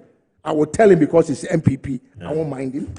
It doesn't make any sense. Would you accept a position in the no, movement? No, he should. In the movement because you know what? Government? Look, I'll tell you what. You know what? Which government? Let me tell you what. Movement for what? Let me tell you what. You think they are in to win? Let me tell you what. Talk about football. We'll not finish this program. Charlie, can I say no go take the post, Charlie? Can I tell you? You see. I honestly think. Oh my God. I honestly think that is a matter of timing. Mm-hmm. I think it's a matter of timing. Sure. Right. As a public, as a society, as a country. Sure. We are. I'm considering Nigeria. Yeah. How this the guy. Federal states. Yes, I'm considering how Obi. Peter Obi came in. Yeah. You know, Peter Obi came in with a particular force, and it was working. Yeah. You know, to some extent, even though he didn't win, it actually worked. Yes. It actually worked. We still have persons who are disappointed that he didn't win. Definitely. Because so it's a matter of timing. Maybe this time it's not really showing. Sometimes also is the person that is holding the fort as the third force coming in. If you look at the man like behind the new the force. I mean, that's what I was just going there. If you look at how Nana Bediako is going about, is going about his campaign. I even wrote on Facebook, whoever is handling his branding is super, because right from the beginning to the end, I mean, you can have your doubts about this guy as an individual, but I think whoever is in charge of his branding and trying to push him or push that agenda is good. I'm not going to doubt it. And at some point, I was even comparing him as the new force, the movement to the new force. And I was thinking, the new force, the whole euphoria around the new force seems to be pushing down the movement. Oh, I don't think so. I think I think the new force has rather been exposed as not a serious force. To be very honest. No, I'm saying that whether you are even seen as not a serious force or whatever it is, he is trying so hard. He's wearing the mask. He should have come out of the mask. It was better when we didn't know. You know something? Anybody that thinks about wearing the mask, I think is a good person. And I'm tired of this MPP NDC. Okay, that winner takes all. So what? I'm a Ghanaian. This is the only country. When a young man is looking for a job, he's come out of university. Probably he's not even brainwashed about NDC MPP. If you take his CV, and it has happened to me, and the NDC and MPP, the first question they ask you, is he one of us? It doesn't make any sense. The parties are not being responsible to Ghanaians. I'm a Ghanaian. Unfortunately, I was born in Ghana. As it pertains in other jurisdictions, once you finish elections, it doesn't matter which department I work at. You cannot come and victimize me because. But what can make it change? That's why I say it's a matter of time. It takes a leader. Everything is leadership. Everything is leadership. So at this point where Alan is in as movement, what can make Alan push to convince someone that I can come with or without ministers that you know, or as not on a political party? And the people and the people who are showing up, are they genuine or are you paying them? Can I tell you what? Can I tell you what? Yes, please. You see, at a certain age, that's impressive. No, at a certain age, people are set in their ways of doing things. The work that we did in Kumasi, even the government in power was so afraid that because it wasn't about older people, it was about the younger generation. The next generation, do you know what they really want? They want employment. They want to be able to rent a house or buy a house, or so they need a job. They then need to have a party color in their pocket. Aren't you bothered with this claim that crowd was? Oh, no. Masa, let me tell you what. But even political parties, they rent. Political parties, don't they rent crowd? Really? Can I say something? So if there are, in fact, if there are allegations or there are whatever perceptions that is, so if that crowd was not even interested in what he was coming to say, would I come and waste my time there? Even if I was paid or not paid, whatever it is. I don't so you think it's neither here nor there? No, it's neither here nor there. It is funny. It is funny how they will talk about your crowd and then they will do the same thing. And leave there. Yes. No, and they'll do the same thing. Guess what? I can tell you very soon, Dr. Mahmoud Baumia will do same. You wear rent a crowd? Oh, no, he'll do some rally or some walk. Yes. Okay, yes. Guess what? Some people just come to see that, is that the person? Okay, before they can make up their mind. So the fact that somebody shows up, okay, and some people are very, very, very committed. The Kumasi walk, you all saw it. You know what? I was part of the walk. We started from the Bekwai roundabout.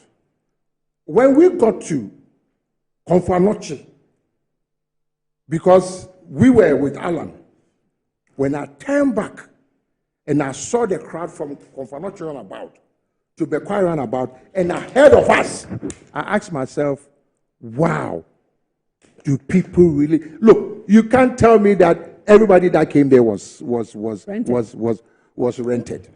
Okay, the same thing. I don't want to poo-poo on yours. So all I'm saying is, we all do it. We would. If you go to rally, look. If it was only rallies, right? You remember 2008? We did a rally at Takoradi. And I was there. MPP. Yes. Okay, finally. Guess what happened to us? Okay. I'm just saying. Yeah. People need to get the message. Yeah. Like I said, the young people, they are not really. Look, somebody is sitting in their home using this thing to make money. Okay. He doesn't care about your particular. All he wants is give him the opportunity so that he can continue to make the money. All right.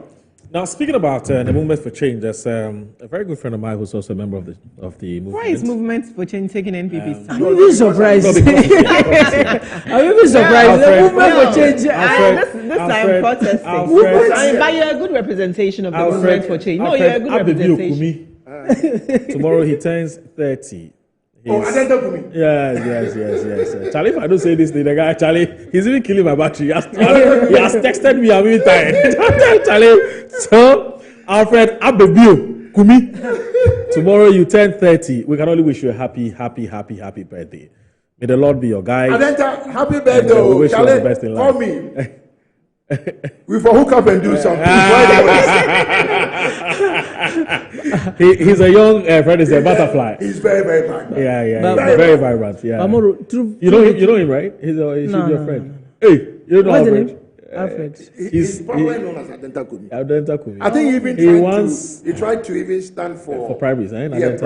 Yeah, very, very popular guy. Anyway. But for them people, we are not really perturbed about this movement for change. Oh, really? You see, they come out and tell you that, they are not worried about parliamentary representation and all of that. But I was in Kumasi just recently, and I tell you that they were hoping that this our primaries, especially in Ashanti region, wouldn't go well. So that because they were talking to. See, this is it. So how will it? This whole movement thing is just to sabotage Dr. Bawumia's victory. How? And it's not going to happen. See, have you seen them campaign beyond Ashanti region? Yes, the MPP's victory, the imminent victory which shall come to pass. Have you seen them campaign beyond Ashanti region? See, the headquarters is Ashanti region, everything of theirs is Ashanti region. And they've been talking to some of our agreed aspiring candidates. They were hoping that a lot of them will be disqualified so they can reach out to them. And they've been calling them. Unfortunately for them, almost all the aspirants in Ashanti region went wrong with that's a strategy. No, that is what they do. You know, they will come on and tell you that they do not intend to have MPs, all that interested in, all that are interested in. If you are former I'm saying that's what they do. So they should be very. I'm sure they are disappointed now that the Ashanti regional primaries has gone well for the party. They are not going to get people. Are you shaken by them being in the Ashanti region? They are shaking. But we are going to get inshallah. They are shaking. We'll get a running mate for Ashanti region. They are shaking. Our presidential candidate is very popular. Yes, can I tell you that's what? what I'm guarding. Can I tell you? Our presidential candidate is also very popular. I want to confirm they are very strong in Ashanti. They're getting a running mate. Ask movement for change. Apart from, if you say you are popular, go and organize the work in any other region other than Ashanti region. Okay, they should go and do that. 1 second. Movement for change is Ashanti project. Let's sabotage the NPP.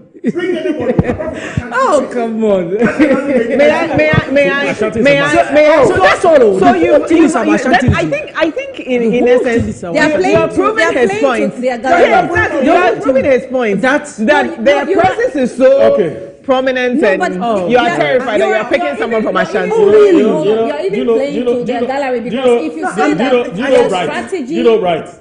Which one right? Right, the producer. Okay. He's trying to tell you that he begs you. He wants to go and rest small. I'm sorry, Bryce. He's on his knees. Oh, mashallah. So I want to thank you very much. Congratulations to Michael Kwe Jr. Okay. I'm so proud of his victory. We've not had the opportunity to yes, he's done so well. Dr. Mahama. Yes, our guy. Kabiru. Yes, our Kabiru. He won?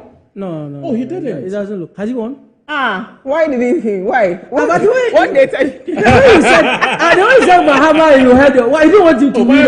You express yourself. That's what they put on the thing there. You won. No, you must say Islam and did So I said our guy. That is what I said. Our guy. Any congratulations? Congratulations. No, I'm not congratulating anybody. You want to congratulate Collins? No. I'm congratulating two people. Maybe you didn't know. So Michael Kwe Jr. Okay. Definitely, and Michael, I saw him before the year ended. Right. That's your boyfriend that you were shaking. Yeah, that's Collins Adoma Comensa. In fact, fact, after celebrating, he personally sent me the results. I said, you're late. You're even late. I gotta fill out, man. I gotta fill a long time. I've already celebrated you. Yeah. I think if there's any congratulatory, so those are the two, one who didn't, the top two who was, what is it called, unopposed. He stood unopposed. Ifutu, member of Parliament, Alexander. I am so impressed with what he's done in Ifutu. It's something that has never been done. Prior to him, it was a 1-1-1-1, and he's maintained. I have some information for us. Breaking news. What's that? Right. Which Bright? He says, our own Bright. He says he wants to go. Bright is the producer. He says he wants to go. He says he doesn't understand why we are congratulating everybody. And yet we're not congratulating Pagre Bwachi Dankwa. For participating. No, for doing well. Who? Pagre Bwachi Dankwa. Okay. He's also he got 76. You know, I'm very... Tomorrow. I'm very disappointed that... I know. I'm very disappointed that Tina Mensa lost. And... right, so we are ending it, right? And then Paul Adumochi lost. I mean, to me, if there are any women that I would like to see in Parliament, these are the two women. So that's the only thing that saddens me about Adwoa. She was such a beautiful, brilliant woman, Adwoa Safo. Yeah, but for the unfortunate incident, she would have been a anyway. That's true. It happened now, but now it's happening. So Fontas is lost. Yes. Yeah. Shocking. In fact, the woman she beats has come back to beat her. It's a comeback for Ekuafri, the deputy ambassador to China. No, but Sheila beat her in the last primary, so she has staged a comeback. Chinese video. The deputy ambassador to China. Nigeria is from somebody's camp. Oh, really? Hey, Charlie, in these days of AI. Anyway, I want to thank you so very much, Mr. Kofi Kapito of the Movement for Change. I want to thank Dr. Bernard Osei Tutu, who was with us earlier. I also want to thank Mr. Jermaine Nkrumah, who is the former Director of Communications for the MPP USA. I also want to say a big thanks to Edim Muhayideen, fantastic chap. He has so much insights into the MPP primaries. Without him, we couldn't have done the show. Thank you so very much, Annie. And so on my behalf, on behalf of Annie, on behalf of Bridget, entire production crew, Bright, everybody, Derek, I want to say a big thanks for joining us once again. This is your Election Central. When we leave here, watch out, don't touch that dial. Paul Adumochi has more. It will come your way. Thank you very much. Bye-bye.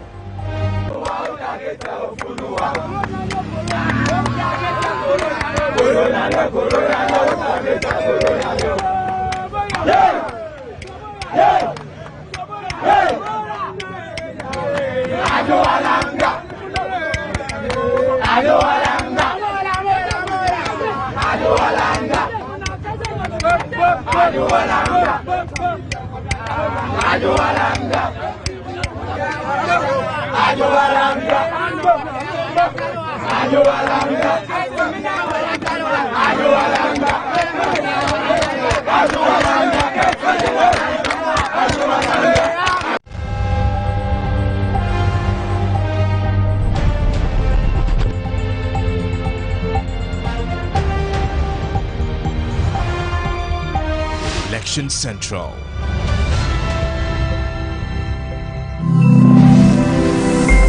Metro TV, insightful and inspiring moments.